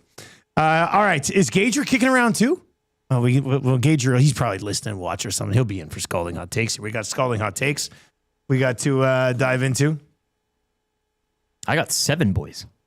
You have 7 takes? I told you I usually don't come with an emergency. Yeah, I was just gonna say. Oh boy, I'm plumb full. Well, it sounds like you're pretty confident. No, not confident. Yeah, I mean, no, I'm not. I just said I have 7 takes. They might all suck. They're all crap. Let me text Gager. Let's see if he. Who needs him? Hot take. Did you say who needs him, Trev? That's Trev. Be careful. Some bullets to shoot here prior to the Why you competition. treat the judge like that? Slagging Well, the I judge. say hello to him last week, and I get ripped on it. As soon That's as true. I mean, you were as- sucking up pretty hard. I said hello. I said hello. So. in the chat. In the chat, right? And like in the back end here, when I greet Reid Wilkins, I say, "Hey, Reid," and he replies. And he says, "Hey, Trev." Yeah, no, that's okay. I do it with most guests, most regulars. I'll be like, "Hey, and yeah." So who needs them? That's what I think. Yeah. Big Maple suggesting we need an e-butt, emergency backup takes. Emergency backup takes. Road Dog Trev says, "Is there a bigger cult than the Swifties?" We mentioned that earlier today. Like the Swifties have to be the most influential group of people in the world. They move the needle from a pop culture perspective. Yeah. Obviously, like what would even be close? The Nasties? Yeah, I get it. I mean, locally, for sure. Oh, but Creed fans. I mean, but we're talking. What would be close? I'm trying to think. In terms of like music or just anything? Just like pop culture. Pop culture in general. No, that's. Is there a bigger horde than the Swifties? There can't be. I hear the K-pop on the other side of the world is I was gonna pretty say big. like that's the BTS. I have no idea. I think. Yeah, I don't even know what that is. Yeah. I've heard. Okay, so like but that's internet, like internet, around the world, globally. Yeah. Globally, yeah. But yeah, here for sure on this Yeah, continent. I mean, it's not even close. No. I don't know. I don't ever even ask Gager this. I wonder if he likes Taylor Swift. I think so. Marshall, Muzz always just like, Marshall loves Taylor Swift. And Marshall's like, I like some of her songs, okay? But he doesn't necessarily he love loves that Taylor CFL Swift. guide and record book. He does. How about that? Yeah, I know. What a proud moment I know. for you. It took me like 6 weeks to get one. I'm the play-by-play guy in the league. I was like, can I please get a guide and record book? And then they gave it to me, and I was like, well, this is pretty heavy. I don't want to carry it in my bag all the time. It's Marshall's. I'll just download the PDF. Here you go, Marsh. All right, let's bring in Your Honor, Joaquin Gage. All rise. Gager, are you you've got a daughter who's a teenager? Like, you got a lot of Taylor Swift pumping around the house or what?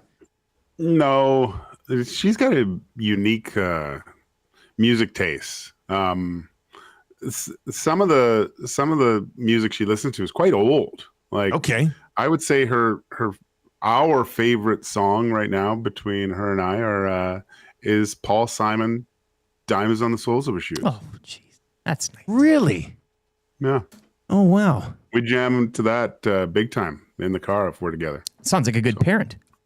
Hey, Dusty, I was wondering yesterday on Reid and Jay's show, they were talking to the guy that built out the Nelson Hackowicz. He's in the chat this morning. Actually, he's watching right now. Yeah. I was wondering if this all becomes it, and you. Yes, Gager, I would be the voice if somebody asks me. Okay. Nielson 25. No, I don't know. I don't know if that's where you were going, but yes, I would definitely do yeah, no, I just thought that imagine you being the voice on the video game. How cool would that be? But I like it only me in like fifth gear. Not me in like first and second gear. Just every play. What is happening? Are you kidding me? What is happening? Like just a 5-yard run. What is happening? Yeah. Just every time over and over again. Like, you'd be much better than Ray Ferraro was in the United Cup series that year. That was classic. Down to you, Ray. Oh, nothing. Yeah, nothing. Yeah. That was. I'm glad you remember that. I totally forgot that. That was a fun bit. Man United Cup was a real pandemic driver. Eh? Like that was Gaetan Haas. That kept me sane for. Well, I want to say it kept me sane, but I would have had to have looked like a crazy man doing that. But it kind of kept me sane. All right, let's get into scalding hot takes today. Lieutenant Eric is the defending champion. Scalding hot takes brought to you by the Ranch Golf and Country Club, offering premier conditions all year long, top-notch service, unmatched value. One of Alberta's premier golf courses, one of the best in the country. Home to the EST Golf Classic. Book your tee time today at theranchgolf.com. And I got a tee time booked there next Wednesday afternoon. I'm going to go hit the ranch. First time I've been there since the golf tournament. It's your golf week. It's my big golf week. Yeah, we'll see how that goes over. All right, so you'll go first. Okay, I'll go second. And Trev, you got the hammer again. Oh, gotta take advantage of the hammer here, Trev. I'm trying. It's a big one. It's not working. All right, so Gager, you let us know. You ready? You're good to go. Let's go. All right, Trev, you got the minute. Let's do it. Let's hit it. Won't Let's interrupt do it. you this okay. time. Yeah. Time now for scalding hot takes. Tomato sauce should be a condiment. Hot take alert. The only thing that Skinner has had a harder time handling than the fan base is the puck. That's a hot take. The truth is, NASCAR and IndyCar are far more entertaining than F1. Careful. That take's hot. Toothpaste is misleading. Should have been called teeth paste. The hottest of takes. Turns out Tom Pody was also allergic to winning the Whipping Boy bracket. Wow, scalding hot take. Stuart Skinner's glove is about as consistent as the satellite at the St. Albert Rugby Club. Hot take alert. Sandwiches should have meat on the outside with the bread on the inside. That's a hot take. Justin Schultz didn't win the Whipping Boy bracket because Mac T said that he would. Careful. That take's hot. If a B is the worst logo in the NFL, then an S is the worst logo in the CFL. Hey, The hottest of takes. everybody loves a good Western, but when's the last time you saw a really good Eastern? Wow, scalding hot take. Evan Bouchard will advance to the 4th round of the Whipping Boy bracket and then completely fall apart. Hot take alert. EA's Chell trailers miss about as much as whoever destroyed the toilet at the Nasty Bash. That's a hot take. Cannibalism always starts with a kiss. Careful. That take's hot. The Whipping Boy bracket is so mediocre, Shirelli's going to give it a long-term deal. The hottest of takes. The only ring McDavid's getting is a call from teammates to join them on their honeymoons. Wow, scalding hot take. Oh, wow. It was a good day. Ooh. That was a pretty good day. All right, let's send it over to the judge, Joaquin Gage. Well, Trev, that was a good one to end with. I like that one. But Taking advantage of the hammer. Yeah, the mid is moving slightly to the left today, I believe, and going over to Dusty. Thank you, Gager. God, I appreciate that, man. It's been a while. Feels good, eh? It's been a while, yeah. You'll be golfing with that thing next week. I guess I will next week. You know what's going to Creed in the suite? Oh my God! The Scalding Hot Takes mid is going to Creed in the suite. Have you ever seen anything in your life like this? That's a good one. All right, Gager. Thanks, man. I appreciate that. Hey, good work. Hey, we'll see you later, buddy. Hey, were you okay? So yesterday, I don't know if you were watching or listening to the show, we went on camera and went through your fridge, the drawer in the fridge. Oh, did you? Yeah. Go back. It was like 6:50 yesterday morning because I was like, we were doing that. That's good for the Italian Center. I was like, we got to go show all the Italian Center goods in the fridge, but I didn't touch that tomato that wasn't wrapped. I moved around it. Okay. But you got various meats in there, eh? Oh, yeah. There's a lot of meats and like cheeses. a stack of cards. A lot of brown paper. Yeah. It's yeah. Oh, that's fun when you go in there and get it all sliced up. It's great. A nice little sandwich. All right, Gager, we'll see you around. You're welcome to sample some of those. So go ahead. I hope Zach's not listening. No, Zach's not. I said you, not Zach. Oh, okay. Oh, just us. Okay, perfect. Okay, see you later, buddy. Yeah. Later. There you go. That's Joaquin Gage. He'll be in Two Guys and a Goalie today. Matt Cassian actually just texted us this morning. He's going to make Two Guys and a Goalie today as well. One of the guys. Yeah, from Two Guys and a Goalie. Well, we'll be talking a lot about this. No, I do want to say this. I thought it was a very good day for Scalding Hot Takes. I think any of us could have won today. Trev, this might be one of your best take days in a while, to be honest with you. Thanks. I thought he was... My God, and what? I finished last probably? Well, no, I would think it was really close for all three of us. What do I got to do? I think you and I are in a tie for last since we didn't win. What do I got to do? I don't know. I thought your sandwich one was an interesting talk. Well, I thought I would play to the judge. Yeah, because that. a big sandwich guy. You know what? Trev, that ring one was pretty savage, actually. You know what the toughest thing is? I've been trying to... that was like 5 days of coming up with hot takes. 5 days. Okay? LT comes in this morning. It's hot takes. I'm like, yeah, man, I've been thinking about it all week. I'm like, what about you? He's like, I've got none. And then No. I had 5 this morning when I walked in. You never usually do. Sometimes I don't. Today I was. Well, and then Dusty last night, like at 12 o'clock, 5 minutes, you said? Huh? Yeah, well, I was struggling with it for a while. I was like blocked for a while. But you get a point. Then I got this Whipping Boy thing, and I was like, easy peasy. Done. Yeah. But I thought it was really. I thought any one of us could have won today, guys. So that's nice. Well, they were all a little different. They're all a little different. Yeah, which is good. We didn't all go on the same topic. Yeah. All right, let's get into the wrap for William Huff. If you want your place to look as good as ours, and our place looks pretty smooth most days, William Huff, they're the ones who get it done. www.williamhuff.com. If you want to do business with good people, we'll be saying this a million times. The Damon Buntings of the world, the Bruce Simpsons of the world, the list goes on and on and on and on. Get it done at William Huff. Scalding Gord saying Gager didn't like the F1 take, and that's what killed you. Yeah, but you can't make it personal like that. Like from a Gager perspective. You come after the king, yeah. right? You might as well. The shot has to be, I don't know. All right, what did we learn on the show today, boys? What do we got? Goaltending news. Rodriguez signs in the KHL. Yeah. And get this, Jets goalie Eric Comrie set to tee it up at the Manitoba Open. Oh, he's actually that's where Huss was hosting yesterday. Yeah, that's the... Oh, wow. So there you go.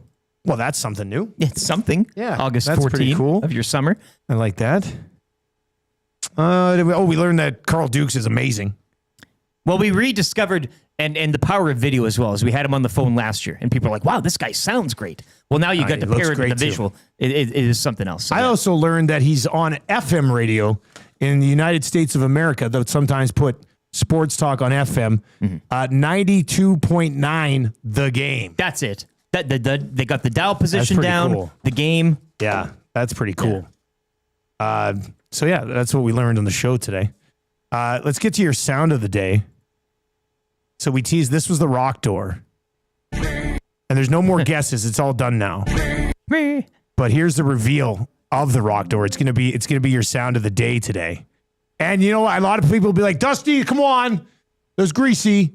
But a handful of you got it. Like a handful of people you were like, looking for the purists. I was saying. Yeah. I said, I mean, the clue that you should have had was the real ones will know. The real ones will know that when the Marlins win, by the way, Marlins do play Monday night before Creed Tuesday. Oh, God. They got to win that game. Lining up. Let's play ball, it's game day. We want strikeouts, base hits, double plays. Take the field, hear the roar of the crowd. Come on, Marlins, make us proud. Come on, Marlins, make us proud. Keep hoping and dreaming that you will soar. With a little faith and love, you will soar. One strike, two strikes, swing away. A diving catch, a stolen base, a perfect game, a triple play, another play. Wait for it right here. Yes, World Series champs will pay. Keep hoping and dreaming that you will. Ah, come on. You know, come on. we go back to the CFL song, 3rd and 1 from the gun. Yeah, 3rd and 1 from the gun. 1 strike, 2 strikes, and he's telling you at 0 and 2 swing away. To just swing. I mean, he's got the green light at 0 and 2. Just give it. 1 strike, 2 strikes, swing away. A diving catch, a stolen base. The build is really nice. Yeah. Like it is. And then it hits, right? Huge shout out to everybody who did get that right. And shout out to people guessing like weathered and like and one, like there was a bunch of in there. Like we probably could have done something like that, but come on, it's a show. Like, what are we gonna do? You should have known. Yeah. If you know the show, you knew exactly where we were going with this today. You should have been able to guess today's on Monday. All right, let's get to your text of the day today. It's going to be Spruce Grove Corey. Going back. Yeah. He went pillar to post. 6:42 this morning. I feel, we can CSI Miami this thing. I feel a lot of the criticism on Koskinen sort of went high glove side. I mean, that could be text of the bloody year. Like, that's a very well done text on a day. And as well, Scalding Gord coming in late. Koskinen needs to be top left alone. Top left alone. I see it. Top left alone. Yeah. Well, that makes sense. All right. There you go. I've seen the mix for text of the year. What are we watching tonight, boys? What's on tap tonight? Well, Jays and Cubs, that rubber match this afternoon. 107, Scherzer gets the start in that one. Felix Auger-Aliassime also in action this afternoon. Quarterfinals up against a world number 1, so we'll be keeping an eye on that. Stingers and Surge tonight in Calgary. It's the play-in playoff. Winner will advance to face Vancouver in the West semis. BMW Championship action throughout the day, opening round. Week 11 in the CFL, obviously. Fantasy takes precedence here, I think, for a lot of us. Oh, yeah, for sure, yep. And also, I'm debating on whether to attend another one of my wife's slow pitch games. So, lots on the docket for myself. And for you to enjoy it, aside from my wife's slow pitch game. Surveyor Brett just sent in a picture of a like smaller sort of standalone billboard. And there's a guy. Do you see this? Yeah. My name is Jason Maurer, and I suck at CFL fantasy football. Love to see it. I want to talk to this guy. If anybody knows Jason Maurer, I want to know how much he sucks at CFL fantasy football. We'll bring him on the Dusty's show. phone number. Yeah. Everybody seems to have it. All right. That's going to do it for the show today. Hangout's on the way next. I'll be back with Lock Shop at 11. 2 guys and goalie today. Got to go vote. This is, okay, so, oh my God. The YouTube votes 50-50 split as we wrap up. Okay, well, which means it comes down to the Twitter vote. The Twitter. And Koskinen currently leads 51.9 to 48.1. He's got this. This is tight. A whipping boy bracket. It's being taken to another level today between Koskinen and Dubnyk. Make sure you go vote at Nielsen TSN 1260. Have a good call tomorrow. Oh, yeah. Thank you very much. Have fun with Hernan tomorrow. Oh, I will. Yeah. We will. Trev, you have fun with Jules. Collectively. I will. All right. For YouTube, Trev, and Lieutenant Aaron, I'm Dustin Nielsen. Talk to you in a couple hours. Take it easy.